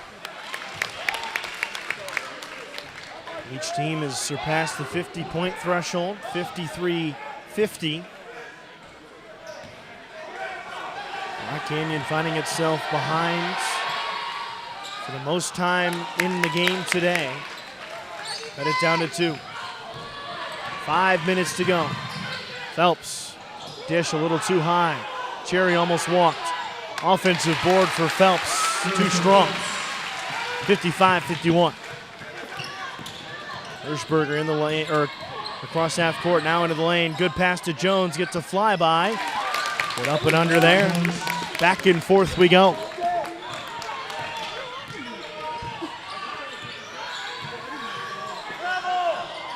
Corner 3, Garrison Phelps short.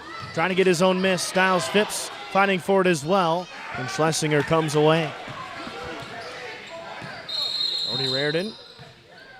And a whistle's going to be blown as when the volleyball, what do you call those things? You played volleyball where the post goes into the volleyball net. That thing is loose. Back ready to play, almost an over and back, but Hirschberger puts it across the timeline.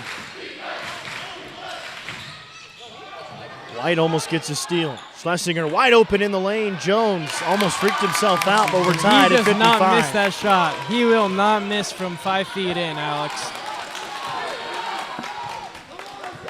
Under 4 to go, tied at 55.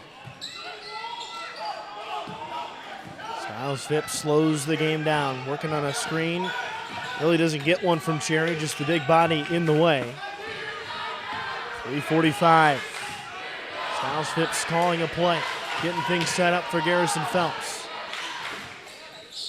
He's on the elbow, turns around, jumper, that one's long. How about the size from Cherry? Gets that one tipped, a foul, and he's going to the basket, or going to the free throw line for 2, a chance to give the Knights another lead. And we've said it multiple times tonight, Alex. That's the Jeremiah Cherry that the St. Mary's Knights and their fans have been looking for all season long. Only 3 games so far and against some really tough competition, but he's got to be aggressive in getting those rebounds and going straight back up. That's his first free throw that he's made all night, and it's a big one, 56-55 the lead. Jacob Estrella comes in for Kenny White. So does Brody Reardon sits down. He has 4 fouls.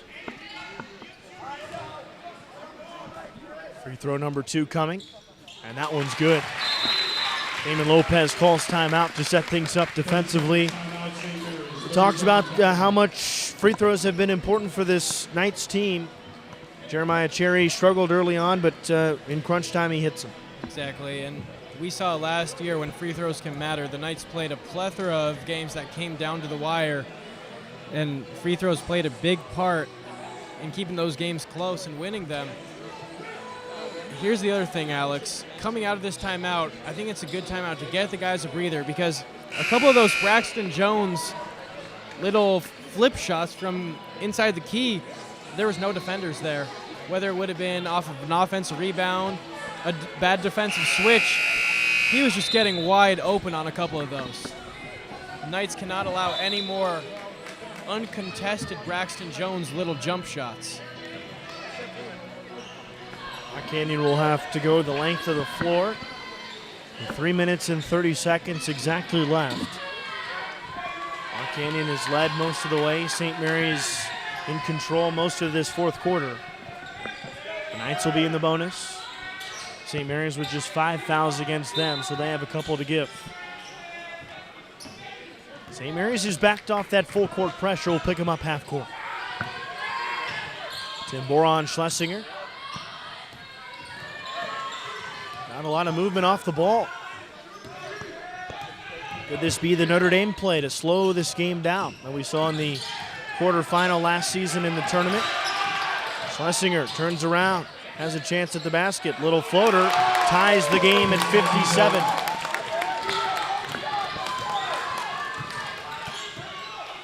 Three to go.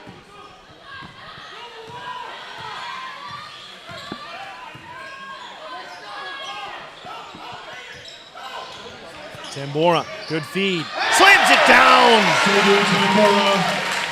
Gives the Knights a lead, a good feed from Cherry, 59-57. Hirschberger. Dribble handoff, Schlesinger. Peck on the right wing, guarded by Phelps. Into the post, Jones, that baby hook has worked all night. Kicks it back out. Haven't seen a three-point attempt in quite some time from the Jaguars. 2:15 to go, 2-point game. On the left wing, Schlesinger drive against Tambora. A foul. Who are they going to call it against is the question. It's against Jacob Estrella. I saw a body against Tambora. Didn't see much from Estrella, but a foul either way. That'll put as well Canyon in the bonus the rest of the way. Both teams shooting free throws on each foul, but Schlesinger is in the act of shooting and misses that first free throw. Courtesy of the St. Mary's bleacher creatures. I know they're going to take credit for that one, Alex. Couple of substitutions for Rock Canyon. Garrison Phelps all the way back there, and I don't think Rock Canyon sees him. He's on the far side, but the free throw is hit anyway. So they can't get an outlet pass to him to cherry pick something. It's a 1-point game. Styles Phipps, pounded by Hirschberger, puts him in a bag. Cherry faces the basket, free throw line, handoff, jumper, flushes through. 3-point game. That was just a perfectly executed play, Alex. Styles Phipps called his own number there, knocked down the J. Jones in the post, doubled by Phelps. Pass is tipped out by a couple of Knights. Hirschberger into the lane, looks to the corner for three. Fuchs didn't see the angle he wanted. Minute 30 left. Schlesinger driving, back out to Fuchs. Corner three, Reardon. Tie ball game! When they've needed it most, the three-point line has come alive. Minute 15 to go. Tambora into the lane, he's hacked. Will it fall through? No, it won't. But how about the putback? Doesn't count anyway. Still looks nice. But put it on the highlight reel. Tambora to the line, he'll shoot two. 8th foul in the half on Rock Canyon. Now we'll Game see is tied. St. Dew at the free throw line, Alex. This is big time for him. Takes a deep breath.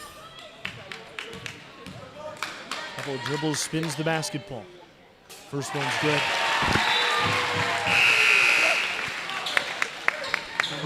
Aiden Peck, another three-point shooter, comes in for Kevin Fuchs. Junior for junior.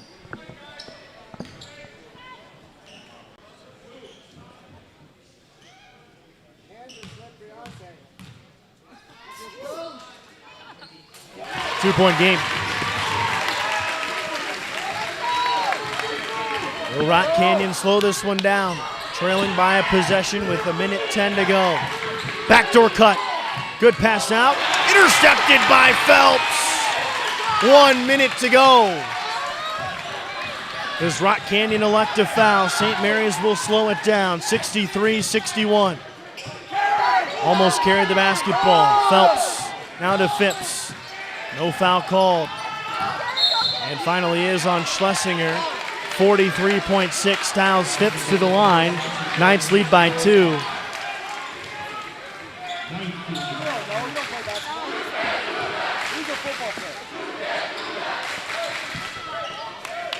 Correction, 1-1 for Styles Phipps.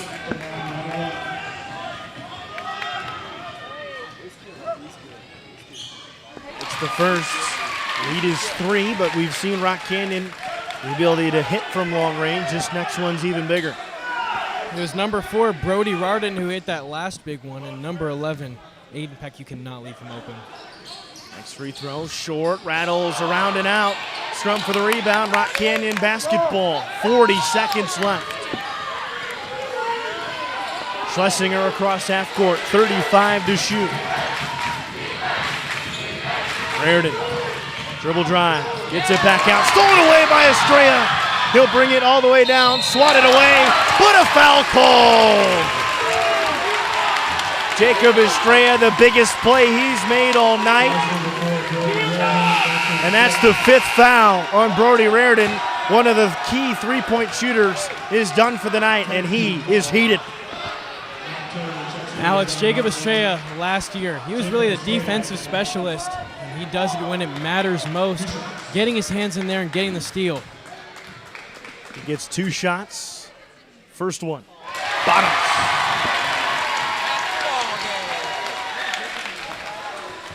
The lead is 4. We've seen 1 4-point play today. It's true. Now to make it an official 2-possession game. Nothing but net. 66-61. 22 seconds and counting. Need a quick 3. Not even looking at the basket. 15 to shoot. Schlesinger not going to get fouled. Floater in the lane. That one short. He bricked it. 12 seconds to shoot. Out of bounds. St. Mary's takes over. 12.4 to go in regulation. Knights need to get it in. They get it to Garrison Phelps, and he's fouled by Schlesinger. And that is his 5th. He's done. Number 3, Braxton Jones doing a little bit of talking to Jeremiah Cherry, but you know, when you look at the score, Alex, you're on the wrong side of the talking if you're doing it right now, if you're on the Rock Canyon Jaguars team. Still a tremendous effort from both sides. 100%. Really entertaining basketball game. Garrison Phelps a free throw to make it a 6-point lead. 11.3 left. Seen crazier happen. Now the lead is 7. Inbound to Hirschberger.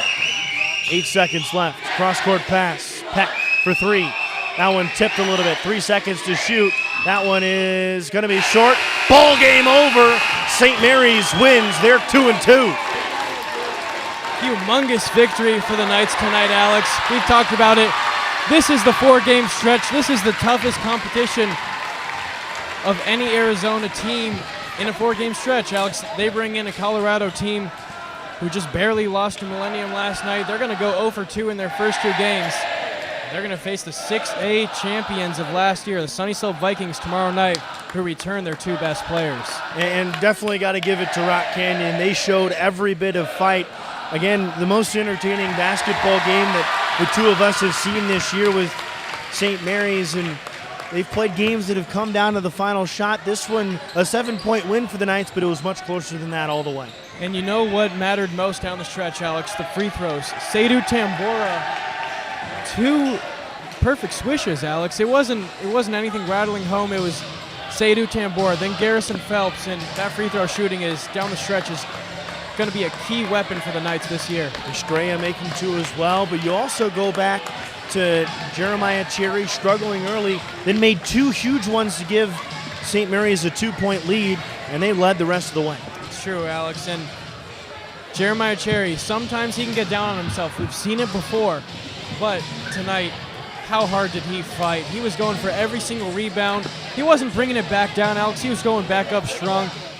And personally, I think Braxton Jones kind of got him in the game by talking to him a little bit. And if you're going to do that to Jeremiah Cherry, I'm kind of glad this game got him pumped up.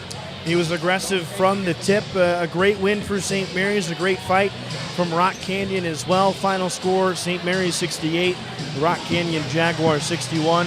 For Chris Ferendorf, I'm Alex Coyle. Next game for St. Mary's on Tuesday against Thunderbird. When they take on Thunderbird, and they're going to be at the Suns Arena, again, the Footprint Center. Chris, question for you. Do we got any more sponsors today? Do we what? Got any more sponsors? We can give him one last shout out. One last shout out? All right, I'll give it to you. Your best friend, V's Barbershop. Well, I wasn't going to read the whole ad read. I was just going to say, special thanks to V's Barbershop and Cunningham Aviation for sponsoring these broadcasts. We love giving this broadcast back to the whole community of St. Mary's. providing it for everyone to watch who can't make it to the games, and Alex and I are happy to be here. That's exactly right. The sponsors allow us to keep it free for you. For Chris Ferrendorf, I've been Alex Coyle with you. Knights win by 7.